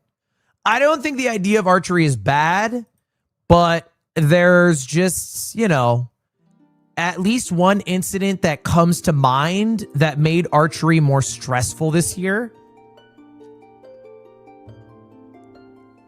So I think we should put archery in never again. It's just not, and it's not a highlight. You know what I mean? It's never like the best part. I don't think we're losing that much.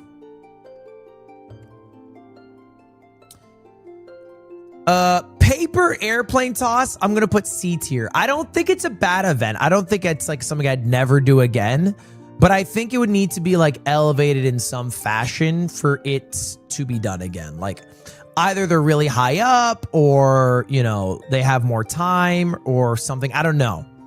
But I think like, you know, honestly, when you think about like streamer games events, like most of them don't require you to be like crazy athletic. Like obviously it's an advantage when you have somebody athletic like Joe Bart or KDB.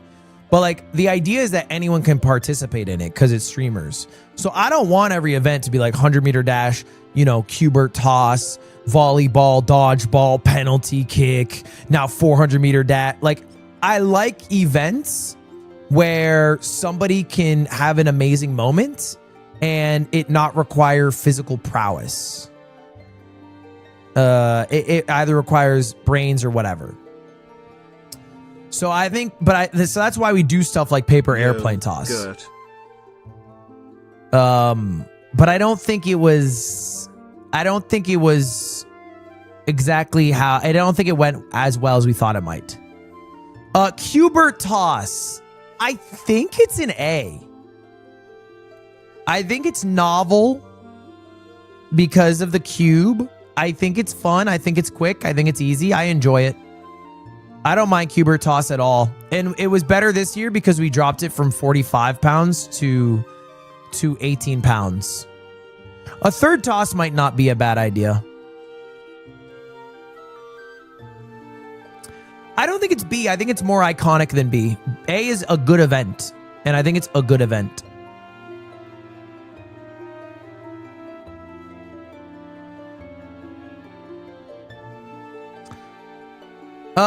What is this one? Oh, dodgeball. Oh, I'll go back to that one. I think half and half I'll never do again. I think the idea of half and half is good, right? Like, I think it's a solid idea. I think the issue with half and half is that it requires, like, indoor. It requires indoor. It's like a different environment. It doesn't make sense outside. It's just too hard to do outside. And it's not as good with a live audience. It's not as good with a live audience. It's so boring to run 3 minutes of ads for me and you watch your mouth. Okay, how about that? Split that down the middle. Bull riding, I think was good. I actually liked bull riding. I was a little nervous about it. I don't think it's S tier. I think it's A tier or B tier. I think it was fun, but it's not a staple for sure. I think it's A or B in my mind because it was fun. Like, obviously, like, you know, it's funny, like Martin having his moment, but there's also a lot of bullshit with the RNG of the machine just because it's not like objective that I think can be a bit frustrating, but it has some cool moments in it. You know what I mean?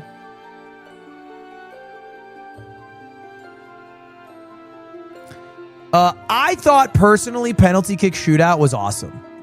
Under the lights, last day. It went a bit long because I did so many of the tiebreakers, which I have to figure out. But I thought penalty kicks were fire. I think I would bring that back or some version of it for sure. They were awesome. I think it was too long, but I also like, you think it was too long as a viewer, maybe because it was late at night, but like the players really appreciated getting to each play 3 times. Like I talked to Connor in UK after, like they were really, even though they lost, like excited to be able to do it 3 times and like, you know, have more opportunity to like have a moment. But maybe it could be like first half day 1, second half day 2. I don't know. I'd have to think about it. To be honest. Crate Stack. I think Crate Stack was good. But I don't know if it was S tier. I think it was A tier.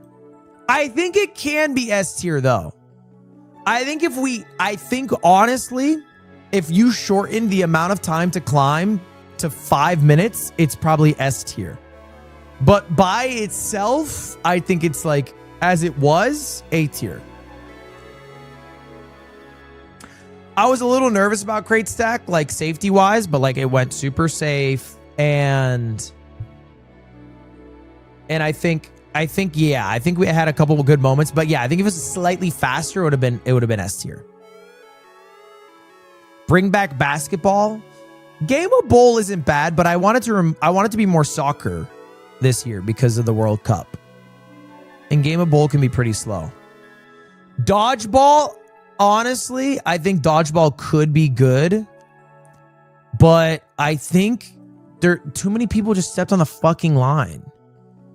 I feel like dodgeball, I think it was B tier. It could be good, and obviously I've done a dodgeball event and it was fun, but bro, I don't know what to do about. Maybe the rule should be like, if you step on the line at the very start, then you just have to drop the ball instead of being eliminated. I thought about doing that, but I didn't want to switch it partway through because people had already played and they would be upset. And then maybe we can have like a warning and then an elimination. I don't know. Maybe it's step past, remove the line. That doesn't make any sense. Then you would just run to the other side. Maybe it's a thicker line and you can step on the line, but you can't step over the line, maybe. I don't know. I was really surprised how many people broke the rule there. But I think dodgeball was B. Musical chairs. Okay, I love the visual. I think the top-down drone shot when everyone's walking around looks awesome. That's why I love musical chairs. The issue with musical chairs is every single person constantly tries to cheat. Like, beat drops aside, people will sit in a chair, say they didn't, use their hands, like walk in a weird way, slow down too. Like, everyone's constantly cheating in a way that isn't fun for me. So I feel like musical chairs is like B or C. I don't mind it, but I think it's probably not one that needs to make a comeback. I might put it C tier. I think it's kind of fun, but it's like, And then Simon Says was the most controversial it's ever been this year. I think mostly because of the VAR. But I think Simon Says is still a great event. I'll be honest. I think Simon Says is a great event. I think the VAR made it worse, but like, I think it's very hype and like, it's a funny event in that it's like, it requires skill, but it's hard to exactly place what the skill is. So to me, Simon Says is like a staple of streamer games. We've had it in every one. I think this was the worst year for Simon Says, but I still think like it was really cool when QD won both times, in the qualifier and in the main one.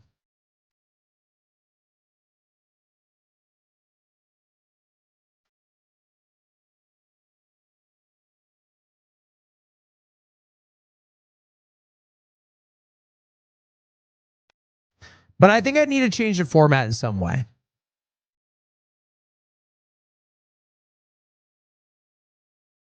Agent had a funny clip crashing out about Simon Says. He was like, Simon Says, play with the balls. Simon Says, make it come for me. Simon Says, slap it a little bit. Fucking stupid game. He was pissed off about it. But anyway, I think this is my tier list.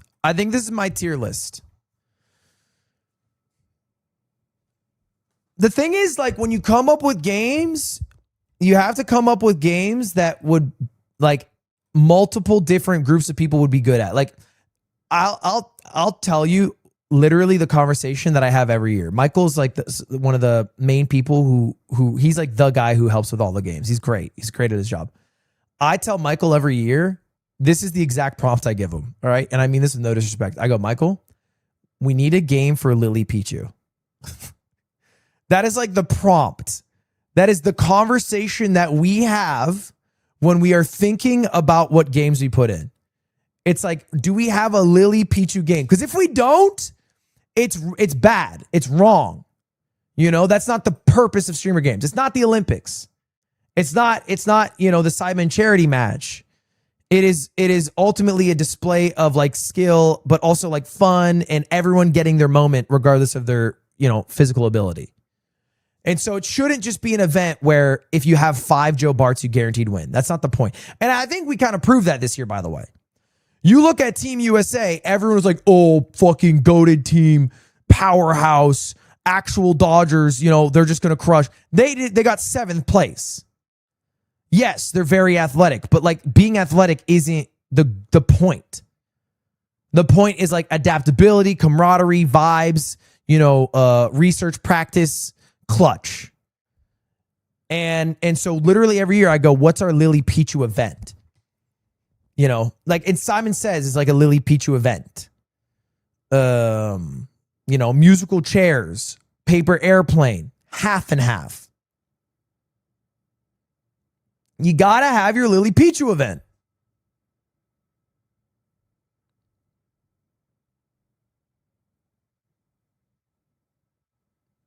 Dude, what if we did, oh my God, the 100-meter dash hot dog run, where you eat the hot dog and run 100 meters?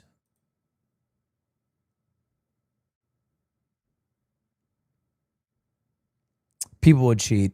I already know. People would, it would be in the back of the fucking, it would be hidden. I guess we kind of did that, didn't we? Didn't we have a relay where there was like an eating portion of the relay and we checked their mouth? I forget what they were eating though.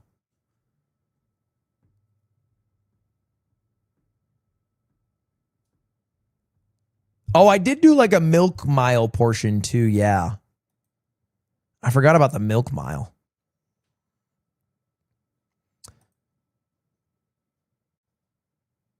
But we're doing it for sure next year. I don't know how I'll do the teams. I like the idea of a draft. We'll see. But we're for sure doing it. I thought about doing a winter version, and then I axed the idea in my head. I was like, bro, I don't think any streamer, like, I don't think we could do one winter game. I don't think we can do one. Maybe sled racing, maybe. That's probably it.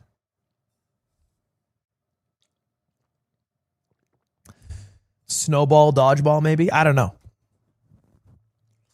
What about World's Greatest Gamer? That event's kind of dead, man. I won't lie. It's not a bad event, or excuse me, it's not a bad idea. It's just the execution of that event's really hard. Wait, I actually like this volleyball idea. I think I want to do it. Can you guys help me come up with a list? Who would want to do volleyball?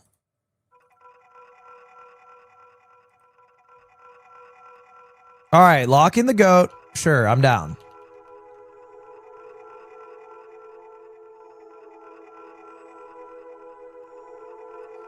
Jinxie, I feel bad asking to do stuff because he doesn't leave his house a lot and he likes to stream every day. But maybe he would want revenge. I did see a clip of Jinxie saying he might do it again next year, streamer games. Because I felt bad because Jinxie didn't have like a great moment. And his chat's kind of fucking mean to him. And I think they're like teasing him. I think they actually like Jinxie. But like, you know, when you're not doing well, your chat is like joining in and they think it's a joke. But it does feel bad. So I felt bad for Jinxie. I can't control it ultimately, you know what I mean? Like it's whatever happens, happens. But I hope he had fun and would do the streamer games again. Yeah, lock in. Okay, foolish. All right, let me get some people who didn't participate in streamer games who would love to do it.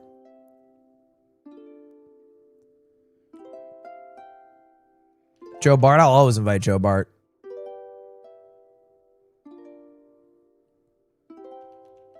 You think Sidion might do it? Timmy, you think would do it? Markiplier. Dude, I'll come clean. I asked Markiplier to compete in streamer games, and then he didn't answer me for a couple days, so I unsent the message because I was embarrassed. I'm outing myself. I did do this. Yes. I asked him because I saw someone on my Reddit say that he said he might want to do it, and I asked, and then I fucking unsent that bitch. Snap. Okay, yeah, sure.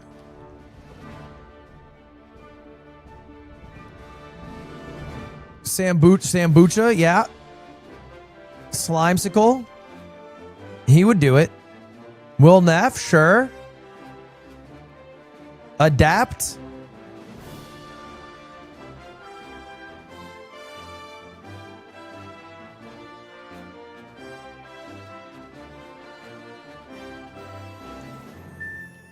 I'll invite Danny Bands to any event I do ever for the rest of my fucking days. Danny Bands is such a great person to have.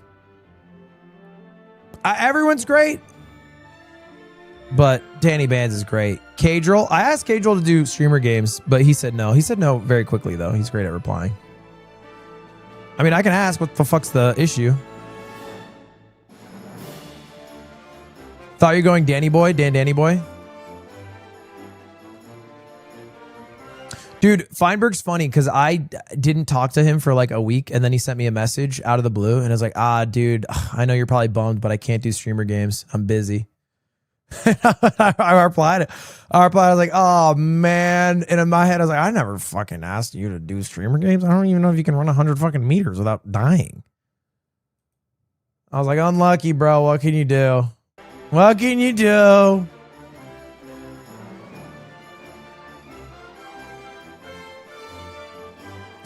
Oh, yeah, Hanner.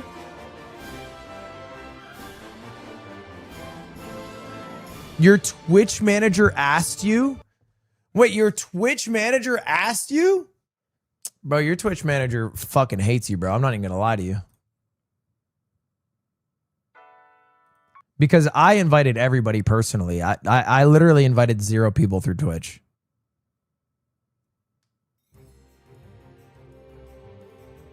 Oni Pixel? I don't think Oni Pixel would come to one of my events. But I'm happy he's back streaming. Finally, some good fucking content in the morning. Liam? Oh, I gotta invite Super. I think Super was mad that he didn't get invited to streamer games.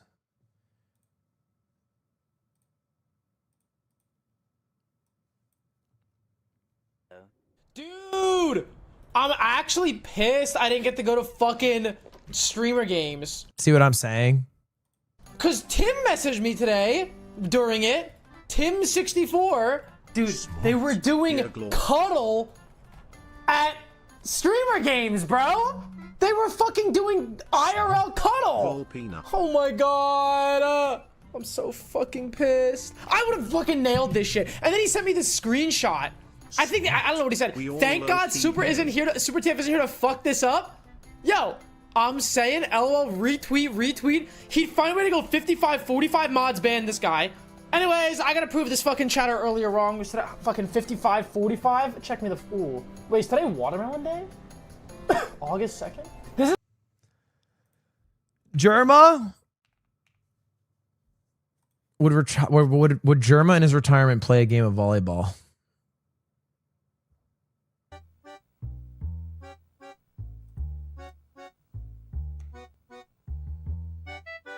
Do you think Gotham Chess would do it? Do you think Levy would come out?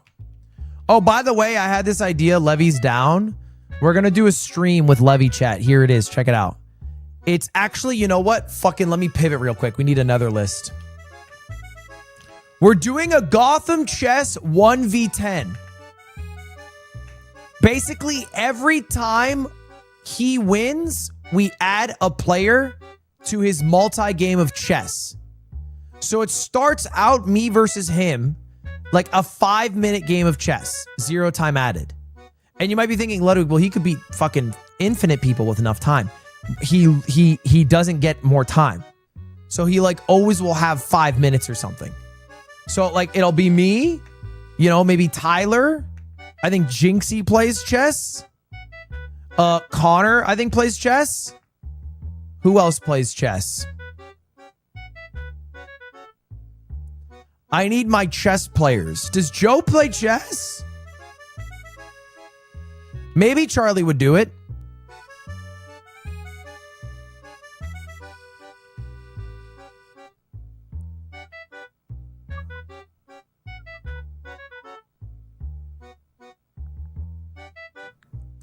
Oh yeah, Virtual plays chess.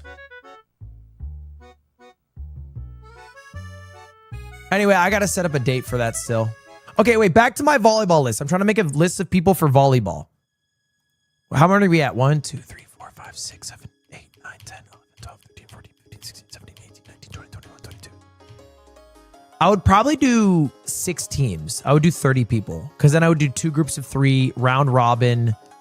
And then you would have 2 teams eliminated. And then you would do a top 4 bracket.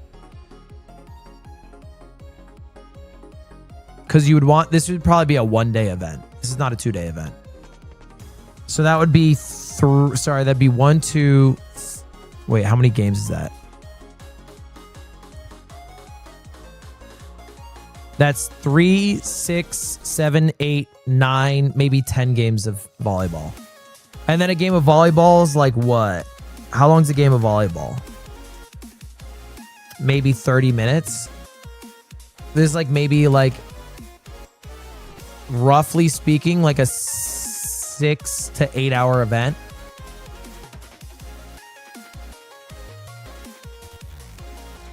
I think that's fine. Because I don't think you want to do a 2-day. That's crazy. You do a 1-day, 6 to 8 hours.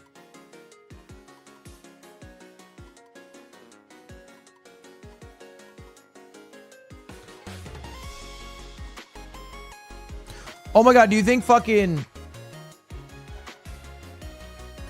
Courtney, Shane, Trevor?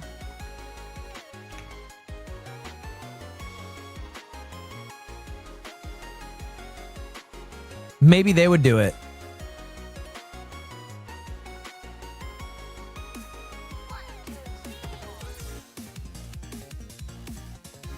Yeah, Cinna might do it. RDC, but not Mark Phillips.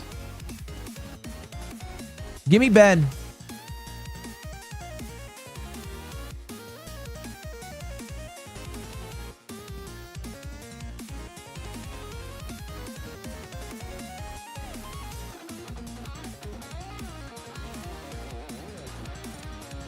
Jody and John.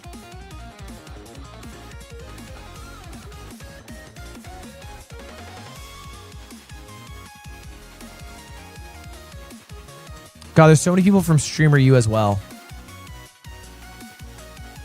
Yeah, of course. Wendy and Evelyn. Tina. Tina might do it.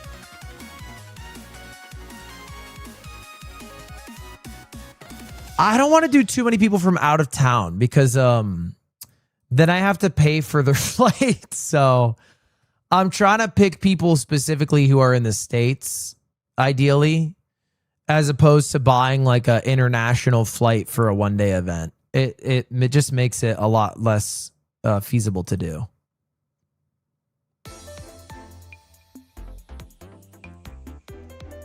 You're a millionaire? Yeah. But we don't do events that don't make money anymore, chat. We're not doing it. We're not in the business of doing shit that loses money. There's also enough talent locally or even like in the US that I don't need to fly people from Europe or Asia. That's what Streamer Games is. This is just a chill volleyball event.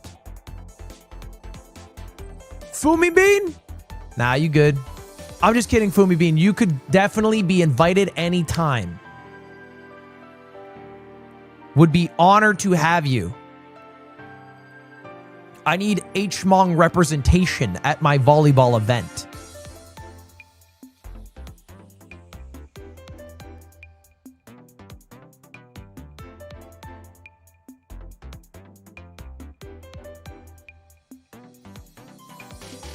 It's just pronounced Mong. Please. I'm ignorant. Did you put Jason? Well, I haven't invited anyone. I just made a makeup list. I have to figure out a date first. I have to figure out a date and then we could maybe do it. But I think we have some good legs. Oh, did you guys see this, by the way? Okay. All right, wait, real quick. This is important to talk about. I feel like it might be my time. You know, I was the #1 streamer only for 1 month in my career, is during the subathon. And now, like, you know, Kai and Speed are the biggest streamers in the world. It's not close. But I think I have a feeling they might finally retire. Because I have heard this new challenge they are doing is literally going to make them quit streaming. If you didn't see, let's watch the video together. I'm shot. I want it. I want to go home. I want to go home. I want to go home. God, don't do this. Shout out Twitter upload quality. Please, stop talking. Stop talking. Don't do that. Why would we play Minecraft again on hardcore? You know how long it's been. I didn't know who's 3 new balls this. How was I supposed to know? We've been playing for 98 hours, B. How many do we have left? Did we get them all? Did you get them? No, listen, you're going to take the warden, and I'm going to... What is a warden? What is a warden, Steve? Oh my gosh, we might be cooked. What? This stream is going to take forever. You don't know what the warden is. No, I don't. But let me tell you something, okay? You go right, and I'm going to go left. But whatever happens, happens. If you die this time, I'm going to kill you. 3, 2... So they're doing a hardcore Minecraft run that actually starts in 2 days. And the issue is that they decided to make things harder by including the Wither, the Warden, the Elder Guardian, and the Ender Dragon. Now, I've actually never done this, so I don't know how hard this is, to be honest. I think the only one that's hard is the Warden, right? The rest ain't that bad. I'm pretty sure. I only speedrun 1.16, so I don't know shit about 1.21 or 2.2 or whatever.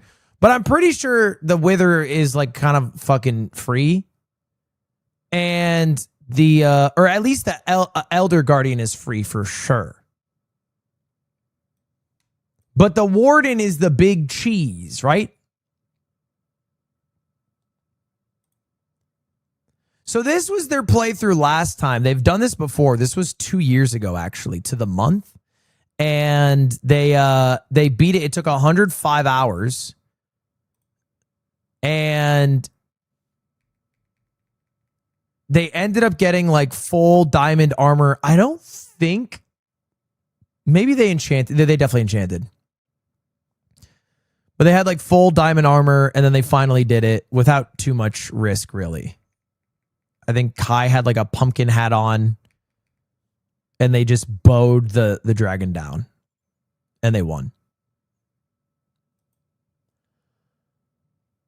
I feel like everyone is talking. I've seen some of the discourse online. People are talking like they have signed up for a death sentence. People are talking like, oh, wow, hey, enjoy the next 2 days because you're going to be streaming forever. This marathon's never going to end. GG, you're cooked. Year-long stream incoming. Like, literally, that's how everybody's talking. 4 square with a small ball like the Australians play would work. Some advantage to little people. Who's Ollie? High-key Ollie. High-key Ollie. Professional Minecraft player. Upgrade that might be hinting that there's a massive update coming. Firstly, the texture for maps have been significantly improved, especially for filled-in maps. Okay, Ollie, are we actually a professional Minecraft player, or do you just make Minecraft YouTube videos? There's a difference here, no? Are you good? I feel like you're ass. No shade, bro. I'm not saying that you're not a great YouTuber. I just think you're ass at Minecraft. Like, I'm a Minecraft pro. Like, straight up. You know what I mean? Like, I have a 1330. I can be done with the game before dinner. That's what I do. Okay? Professional Minecraft player here. I genuinely think the stream may never end. I'm being so serious. And then why does this look better than the Minecraft movie? Okay. This marathon's never going to end. This shit says Warden. They're going to be there for a while.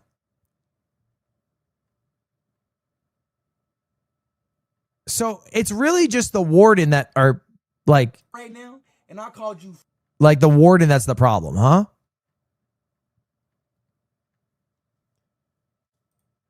Okay, is this a dumb question? If you just have fully enchanted diamond armor, can't you just beat the Warden?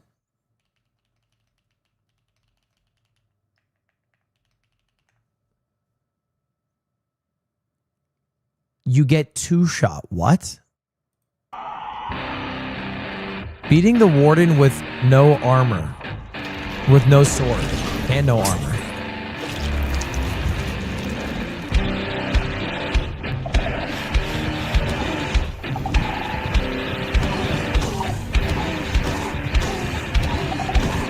The secret side of me, I never let you see. How did he live it with no armor?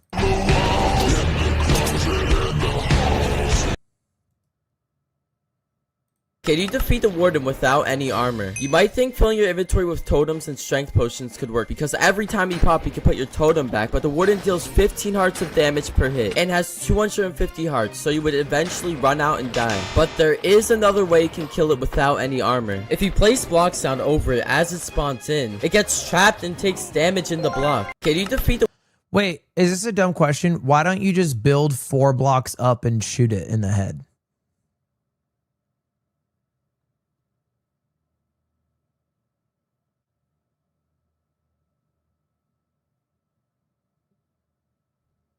Here's the best way to kill the Warden in Minecraft. First, make sure you have a location of an ancient city, as that's where you'll find them. Before even entering the city, make sure you have the best armor possible, and I mean the best armor, because this mob is no joke. I mean, it has 250 hearts and a sonic boom that goes through any type of block. However, the Warden's boom only reaches 20 blocks high, so the best way would be using a bow directly above the Warden, causing the most damage. Easy. Make sure the bow has power 5 and infinity. After about 24 shots, you'll finally defeat the Warden and get the rarest block in the game. Never mind, it's the Skull Catalyst. What a disappointment. Wait, okay, I have a question. How much damage does it do when you're wearing max armor?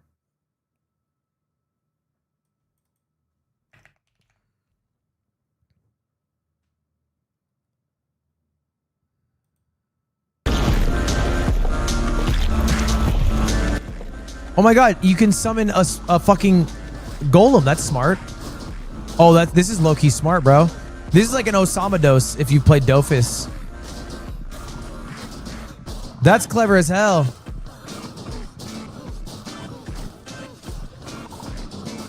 Get my summons to do it. Okay, this is a good video. So it kills you if you have no armor. It kills you with leather armor. 1 shot. Gold armor it kills for sure. Iron armor also kills you. Okay, diamond armor, I think you live a hit, right? Oh, okay. Probably diamond and netherite armor. Now you live for sure. Wow. Okay, diamond armor or wow, netherite with wow. Oh. Wow. Okay. Protect 4, you'd take at least 3 hits, right? Okay, there we go. Protect 4 with God Apple. That's like 6 hits?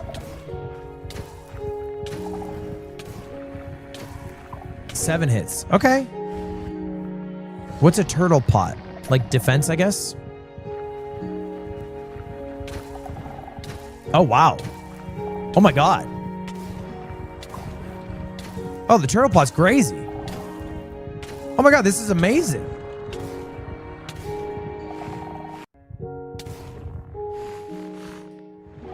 Wardens spawn in packs. What?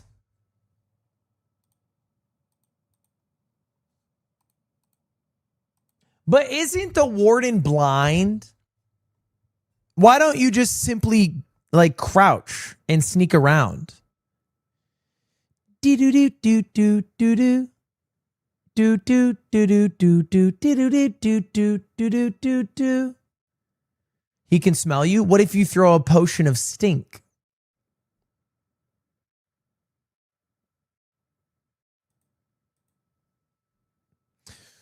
Could you walk around a warden? Now hear me out. And trap it in a corner, right? And then, but without touching it. And then put 40 TNT on it. And then go boom, boom, boom, boom, boom, boom, boom, boom, boom, boom, boom, boom, boom, boom, boom. Wouldn't that work?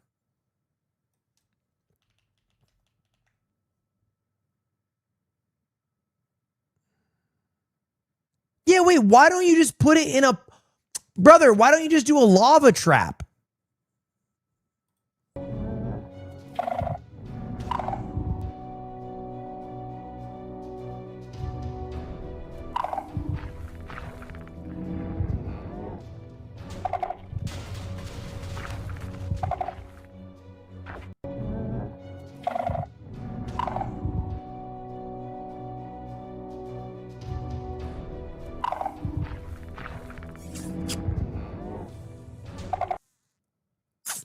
How much TNT does it take to kill the warden? Part 2. Minecraft's so cool because if you have a question about anything in the fucking game, there's a YouTube short about it. 300 TNT. How many turtle eggs does it take 400 TNT. to feed the warden so much he explodes from food overdose? How did you get out? And how are you alive? 500 TNT. Oh my god. How are you still alive? All right, 1,000 likes and I'll do 10,000 TNT on it. Well, brother, it's annoying because I wanted to watch it.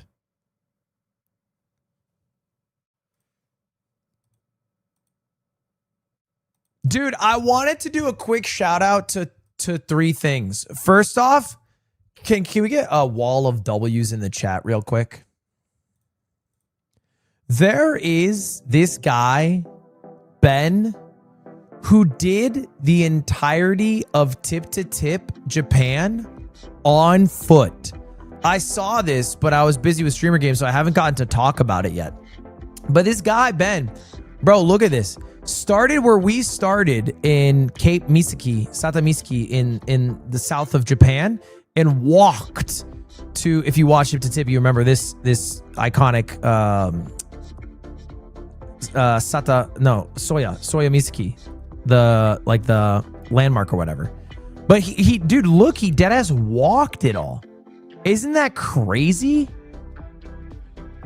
Tip to Tip and the cyclothon really inspired me to try my own journey, and as of yesterday, I completed my own Tip to Tip, having done all 3,000 kilometers on foot, camping along the way for charity. Took me 135 days and most of my sanity, but I would do it again. And then he thanked me because he said he wouldn't have done it without seeing those videos.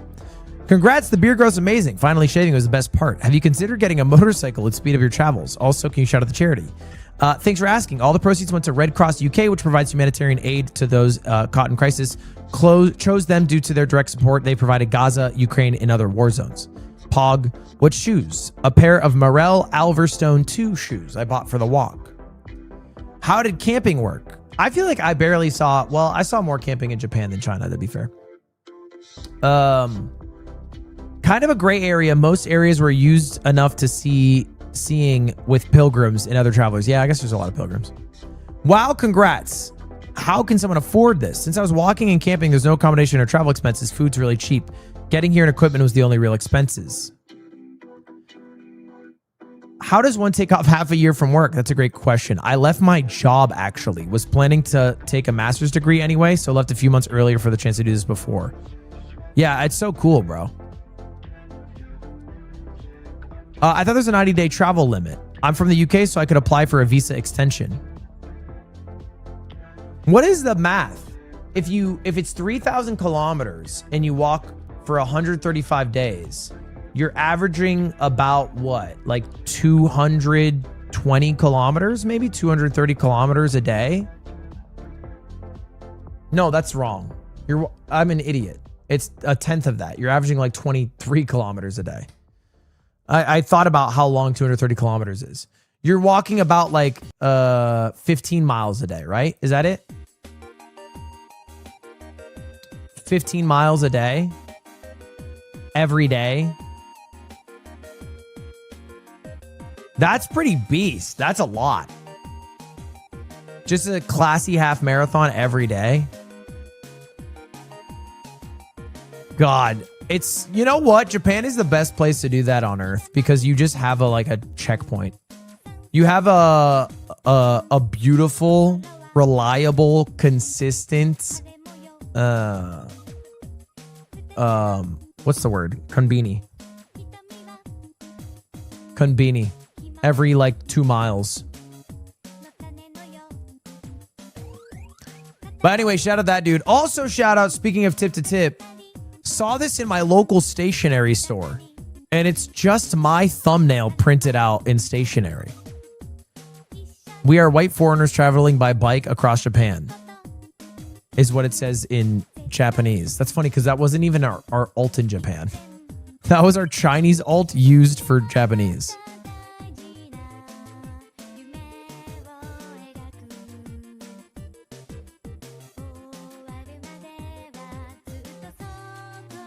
Also, Tim, you got to get on this, bro. They're saying we need this as a stream will be right back screen. We need the GIF, bro. Anyway, I got to pee.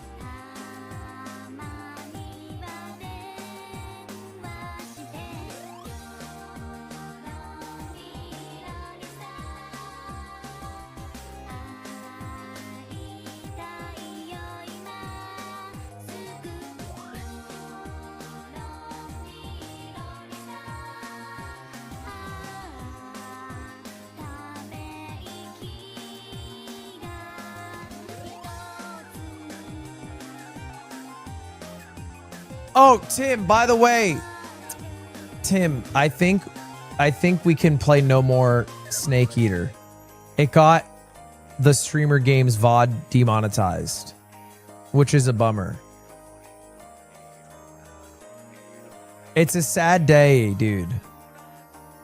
It's a sad day. It got the Streamer Games VOD demonetized. And then do you want to know what Tim did? Okay, I'm going to put you on blast real quick, Tim.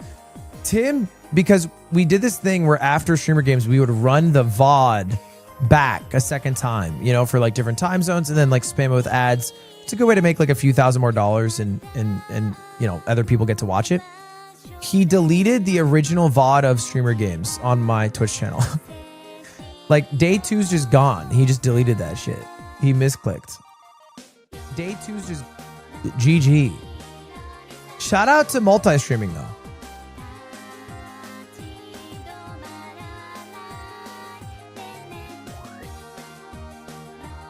It's on YouTube. Who cares? Tim, we do lose, just for your info, like hundreds of dollars, sometimes thousands. It's not, I don't want you to think that this is, I'm not mad at you. I'm just saying I don't want you to come off thinking that this is a consequenceless action. You still get paid off of, like the views there.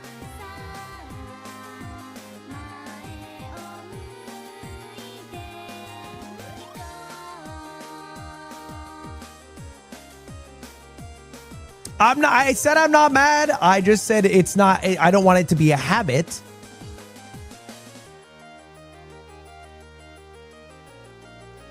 Did you invite Adapt to Streamer Games? Yeah, I invited him. He said he couldn't make it.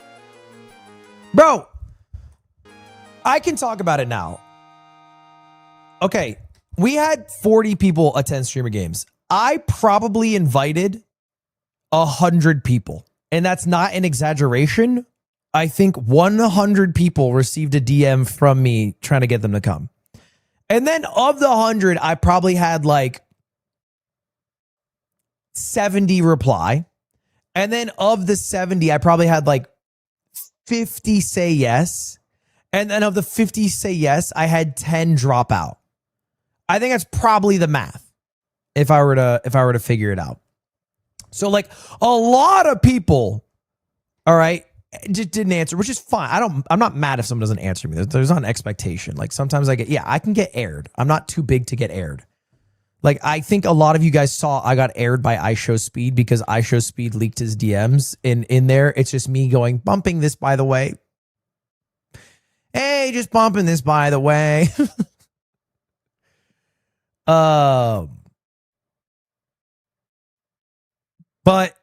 But I don't mind getting aired, you know. I don't mind people who obviously reply and say, no, I can't make it. That's fine. Obviously, like there's, you know, you're busy, whatever. I get it.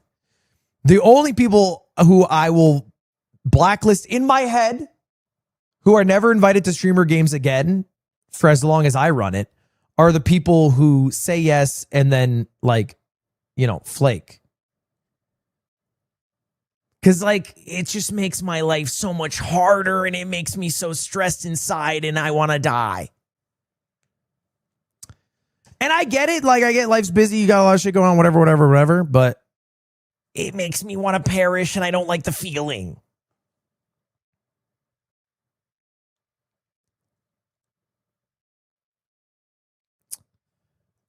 Dude. But I'm so happy it worked out. I was so worried about Team France. I was going to compete until the Thursday before Streamer Games. Because Team France, I had 4 people. I was trying to get a 5th. 2 people of the 4 people dropped. So I was down to 2 people. I had 2 people locked. And the event was like in a week. And so KTB the GOAT. I locked the 3 people, but I was going to just compete. I was going to be like, all right, I'll just play for Team France, I guess. Which I was really hoping to not do because it's a lot harder to host an event and participate in it. And I don't bring that much value participating. I bring a lot more hosting. Everyone was saying just do slime in a mime outfit, but I think for the streamers who said yes, who were like responsive, attentive, showed up, it would be disrespectful to them. You know what I'm saying? Like for Magla, who was like amazing to work with, or like, you know, Joel or whoever on Team France, if they were like showed up and I was like, here's slime in a mime outfit, they'd probably be like, oh, that's, you know, I get it, but that kind of feels bad. So I would feel it would be disrespectful to them. As opposed to just making the effort to find people. And by the way, the 4th and 5th people I found for Team France were Joel and Suku, who were probably 2 of my favorite people that came overall. Like, they were so appreciative. They were so nice. They were so great to work with that, like, you know, it was like a genuine blessing. Like, I'd have them back at any event. They were great. Everyone from Team France was great. Thank you for inviting Phelps. Well, I just hit up Selbit. I was like, would you want a Portuguese broadcast? And he was like, yeah. And I was like, would you want a caster? And he's like, yeah, Phelps. So that was him. I didn't like reach out to Selbit to ask his preference because obviously he was going to be on his stream as well. So I didn't want to like give him a caster that he didn't like. But Selbit was great, bro. I think I got lunch with Selbit on Friday. We did streamer games Saturday and Sunday. I hung out with Selbit at the after party on Sunday. And then on Monday, yesterday, I got dinner with Selbit again. And I still, after Selbit left, thought, man, we didn't get to hang out enough. That was my first thought. It was, damn, we did not get to hang out enough.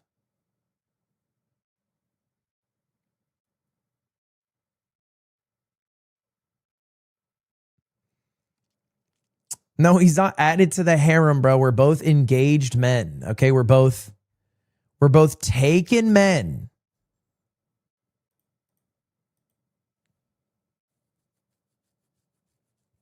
Selbit was so cringe. Mods! Boo! Get his ass. Get his ass before the Brazilians do.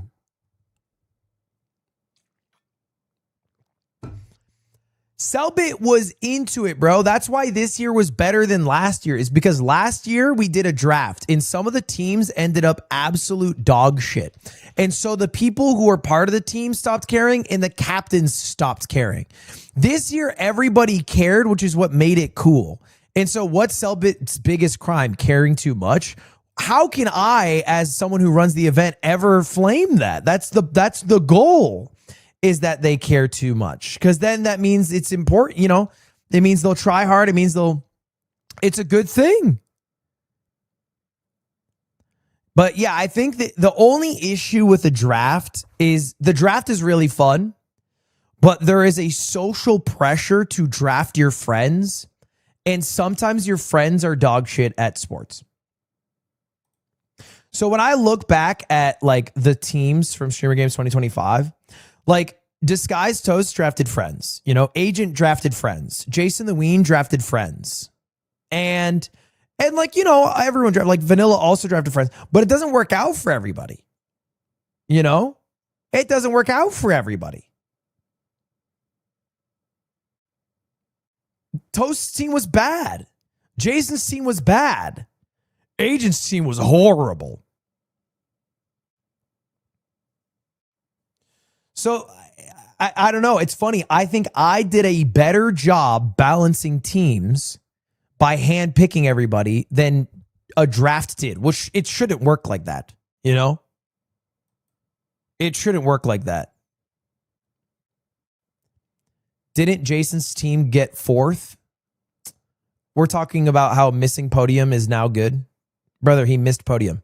This year, 4 teams tied for fourth, or maybe 3 teams. Team UK, yeah, that one was a wash. I'll give you that. That one was a wash. No, I'll give you that. That one was a wash. The other 7, though, great balancing. Great balancing. It might just be about picking captains who are really sweaty. Because I picked captains off of people who I thought would be good vibes. Like Agent's a great vibe, but maybe Agent's a better player because he can fit on any team than a captain. Because he's not necessarily the guy who's going to like push his team and force them to fucking sweat or whatever.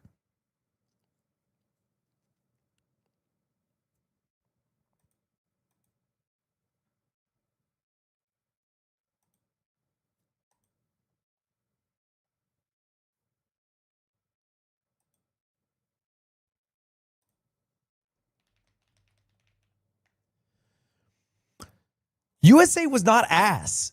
USA was a great team that just didn't perform. I think the issue with USA is that they divvied up the tasks incorrectly. Using Joe Bart and Jinxie on half and half was a throw. They inted.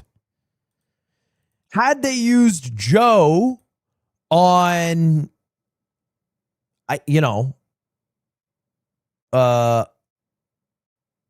another more athletic event, I don't exactly know what off top.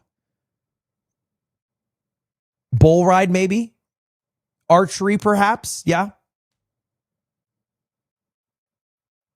Would have been more valuable. And then you could have Jinxie, like Jinxie maybe on bull ride. But I think they divvied it up wrong. Jinxie was horrible. I think Jinxie gets way too much shit. He was not horrible. I think people are mean to Jinxie. Jinxie was literally top 20 players of 40, so he's top half. He literally made every single one of his PKs. He just did bad in half and half. That was it. And he low-key inted a little bit in volleyball by continually using his head to hit the ball instead of just fucking using his hands. But whatever. Sometimes you troll too close to the sun. It happens.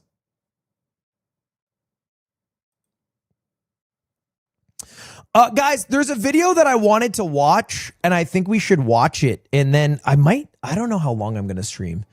So tomorrow, I'm supposed to go live at noon to play this new game with birds. With like Kate, Northern Lion, and crew.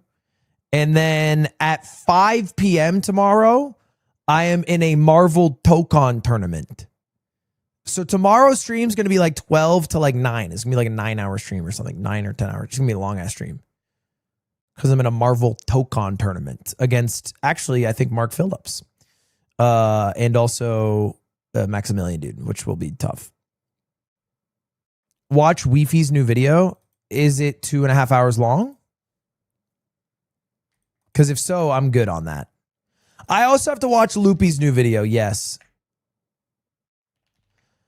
Weefy's new video is an hour and a half. Yeah, no, it's not happening.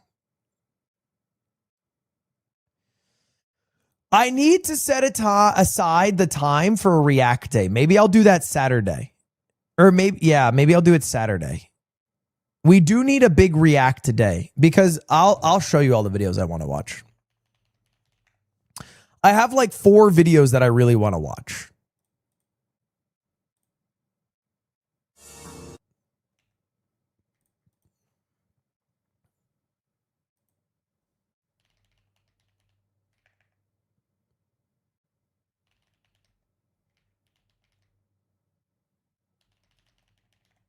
These are all the videos I'm trying to watch.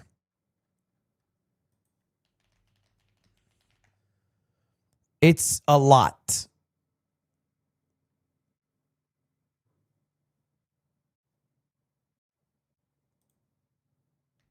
In the corner.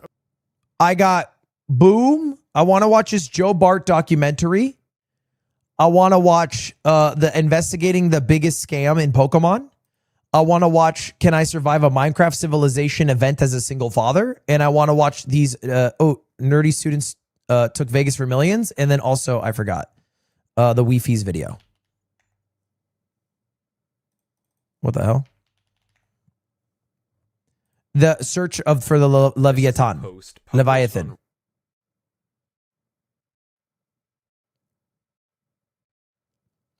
So we got a lot to go through.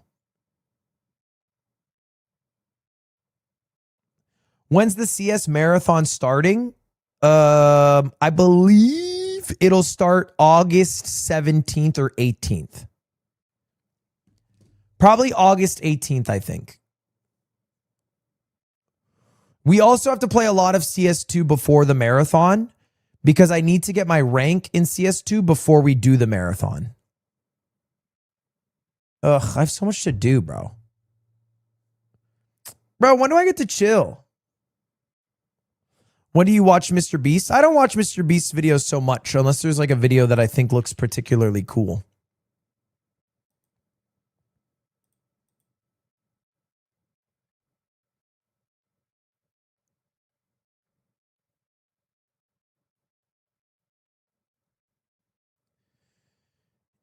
All right.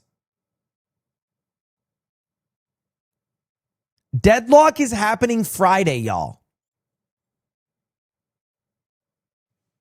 Deadlock's happening Friday.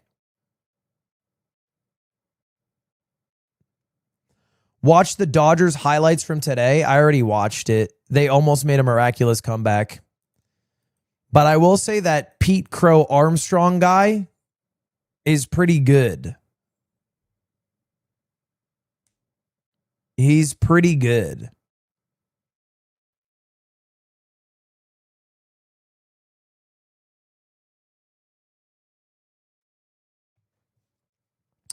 Lud, please play Battle Cats. What's Battle Cats?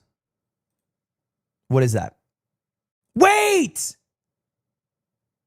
Right now, all of you guys could click the subscribe button, see if you have a Twitch Prime available. All you have to do is click the subscribe button, see if there's a checkbox. Use that checkbox to give me your free Prime. Use it now. If you don't, Sin is probably going to convince you to do a wheel spin. Save yourself. Use it on me. Thank you for all the Primes. I appreciate it.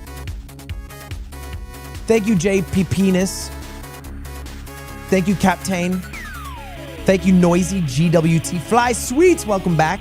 3 years. Oh! I also need to make my list for I need to make my list for my Bro v Bro week. Bro v Bro week every day is a different Bro v Bro. Lacey ended up taking this idea, but I'm still gonna run it because I don't care. Why do you not like Sunny V2? Well, Sunny V2 doesn't work anymore, so I don't mind. He's retired.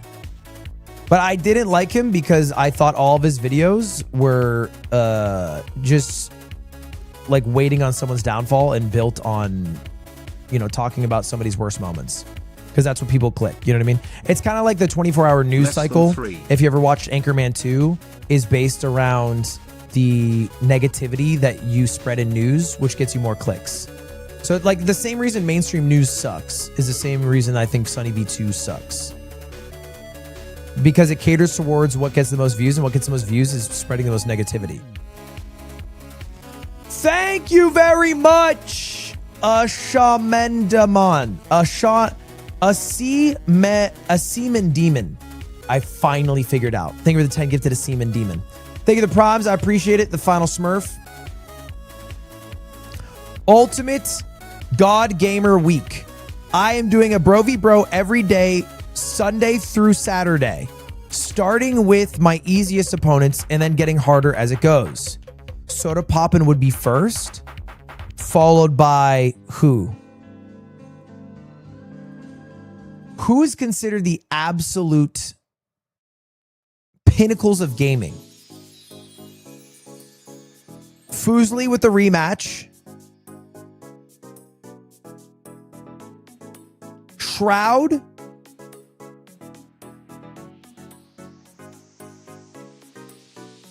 It's Timmy.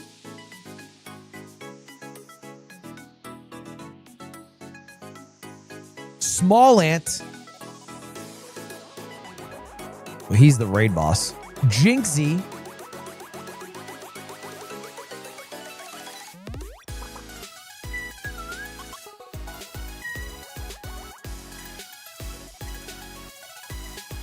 Have I done a Bro v Bro against Super TF?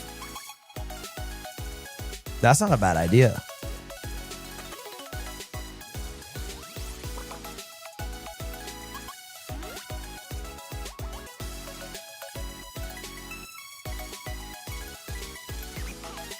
That's a decent list. I've already done one against Joe. I beat him twice. Oops.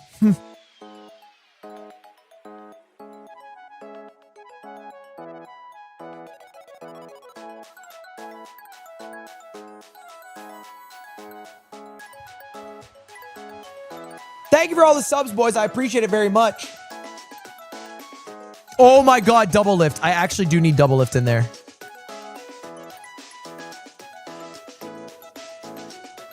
Double lift is a good call. Thank you for the $5, the steel. Thank you for the membership, Gamer Adam. 49 months on YouTube. Appreciate it, dude. Oh my God, do you think Tyler would do one? Actually, Tyler 1's also a good call. T1. I get Mark to do one. This would be, I would do this like November. This isn't like November. I've done one with Charlie.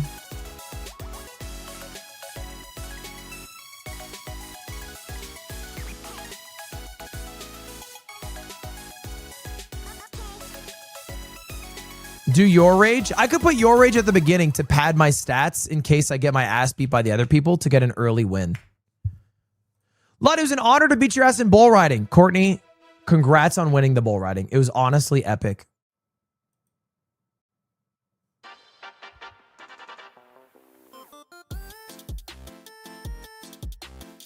Now, if I'm going to be honest, I let go of the bolt early.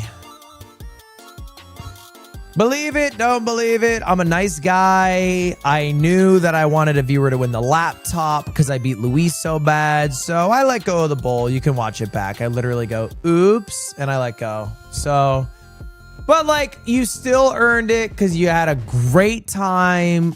20 seconds, crushed it. No, I'm just playing. You actually were phenomenal. Very clutch.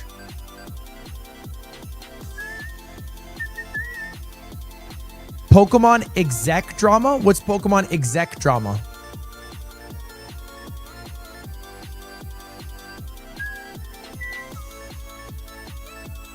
What does that mean? Speaking of Pokemon, I got a brand new pack.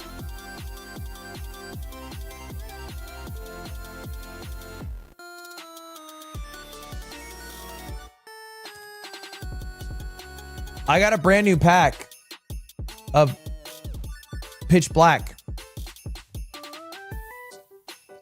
Oh, Pokemon exec is a person. Oh, I've never heard of them in my life. Oh, are you saying a Pokemon executive, or is there someone whose name is Pokemon exec? I'm sorry. I don't know what you guys are talking about at all. There's a creepy executive at the Pokemon company who had a camera in the bathroom to look at employees. Oh, yeah, that's a crime. Punishable by law.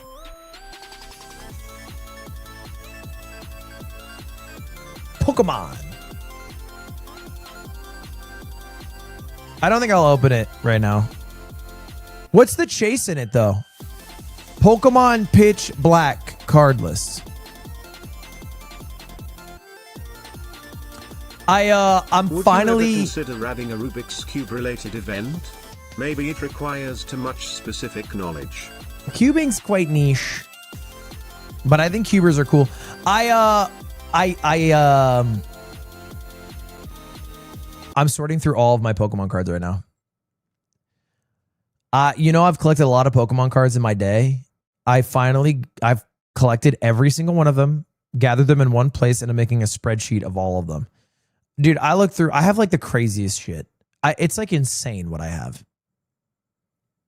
It's insane. It's like every single evolutions card graded.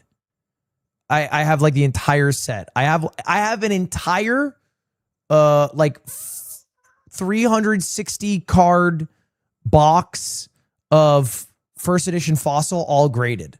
I have like a bunch of Gym Heroes, Team Rocket. I have so much crazy shit. Open more. I stopped opening because I was annoyed about how much shit I have and I don't even know what it is. But my game plan is I think what I really want to do is like auction them all for like Fast 53. Not necessarily all of them, but like any of the ones that I wouldn't keep or something. I want to sell. I don't know how I'm going to do it yet, but like a charity auction stream. Yeah. I don't exactly know how I'm going to do it though. But like I could put every card and then sign the case of every card and then just have them all auctioned or something. Like a silent auction. Like I wouldn't obviously go one by one to auction them. That would take forever because there's like actually 2,000 cards. I thought about doing, I don't know if they've ever done that. I thought about doing a specific whatnot charity stream, but I don't know if they do that.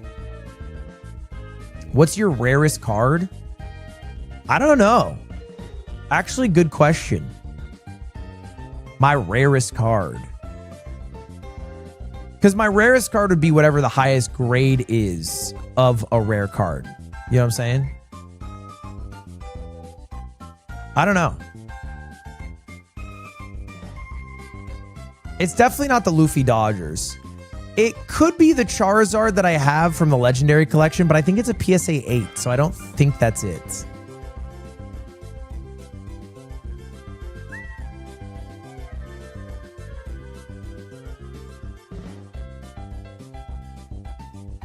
I have a list somewhere. Please don't do Whatnot. Yeah, well, I wouldn't do Whatnot for profit. I just mean something like Whatnot, but for charity. Because the way it works flows in a way that's very easy to use. Use the app Collector. You can list graded and ungraded cards in your collection. It's good to know. Let me see it here.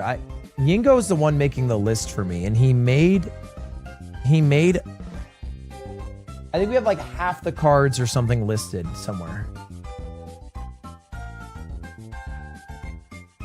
Thank you, Canny CC Chud, for the 5 gifted. Thanks, Chud.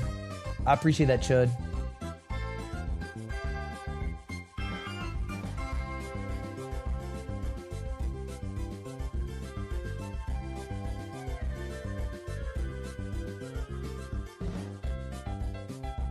I don't know where it is.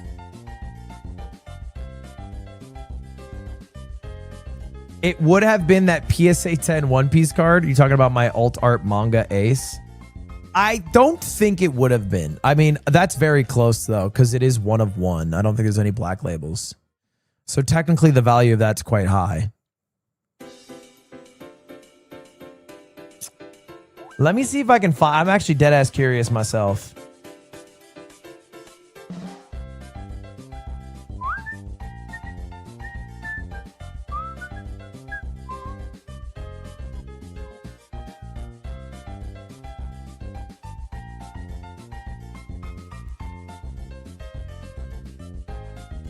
This might be it. No, I can't find it. I'll find it later. Guys, I think I'm going to end right now because I'm kind of hungry. I'll save the videos I want to watch for another day to go to react to them and whatnot.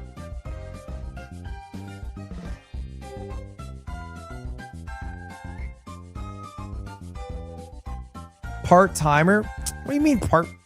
Boys, I'm locked in. All right, let's not become the Valkyrie Twitter community. Okay? I'm fucking streamer games, China, okay? Streamer you, 2 episodes of Mogul Money. We got a lot going on. Also, I have some very good news. Oh, I found it, by the way. I feel like this is wrong, though. I think this is wrong. I don't trust Yingo's list. Because I think it misses some cards. The card Yingo has is a Team Magma holographic Aggron. The 2004 Pokemon EX Magma vs. Aqua Aggron Holo PSA 10.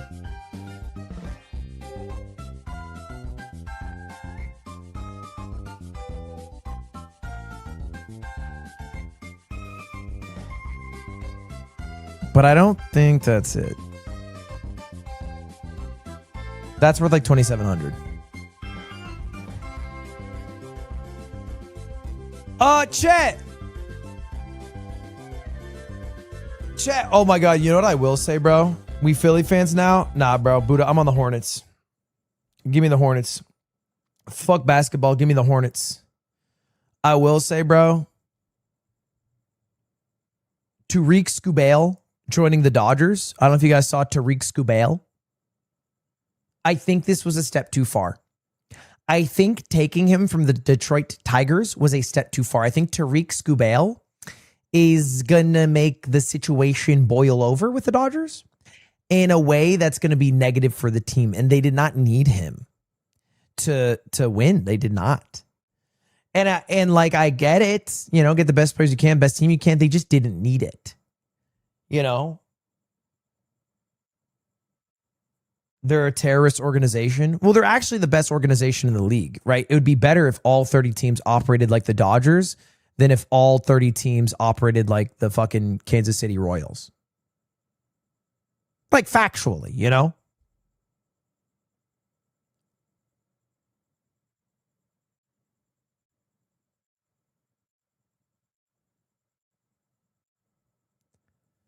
Jay's better, shit was rigged. Well, Buddha, we're drifting apart now. What was I going to say? Oh, guys, you should be happy that I'm ending the stream because guess what? I'm going to upload the video of me filming Road to Empress, the vlog, right now. I got the vlog coming right now.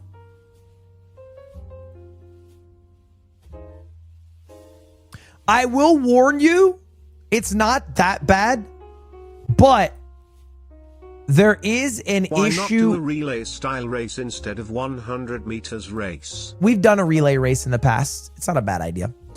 There is an issue. We had to blur the faces of a lot of the people that we worked with because we were told we needed to get direct permission from all of them, but they well, they're in China and we don't have their contact and we don't speak Chinese, so we just have to blur their faces, which is fine, but just be prepared because there's some sections that have a lot of blur. We got a couple people who we hung out with that said we didn't have the blur, which was cool. How I accidentally became a Chinese movie star. I think that title actually fits. Can I say that?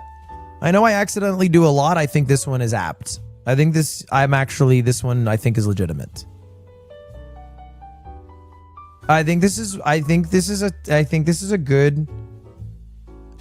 a good use of accidentally.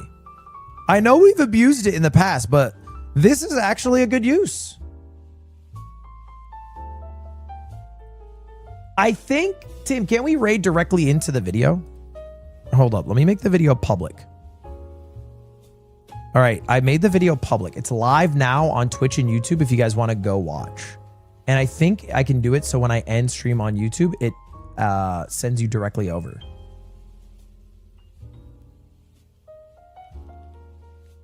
Chinese.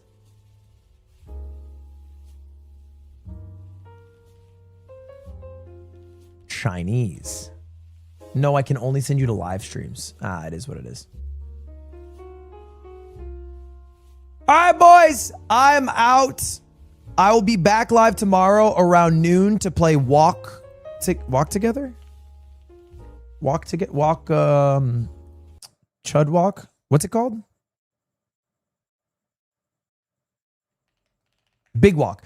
I'm going to be live playing Big Walk tomorrow at noon with NL. It's a whole crew. Kate, Stans, maybe Corey. I forget. I'll be there tomorrow. I'm not worried about tonight. Anyway, appreciate y'all watching. This is just a little recap stream tomorrow. It's going to be like 9 hours. And go check out, I just uploaded the vlog of me going to China with Cam and Christian. It's funny and also gives you some cool insight on my first trip to China before tip to tip. So if you like Chinese vlogs, we got another one. All right, y'all, I'm out. Have a good one. See y'all later. Goodbye. Everyone, goodbye now. Goodbye. Peace. Peace out. Peace out. Goodbye, everybody. Have a good one. Good night. Peace out. Bye-bye. Bye. I'm actually leaving for real. This is for real now. I'm going to cross my arms to let you know it's for real.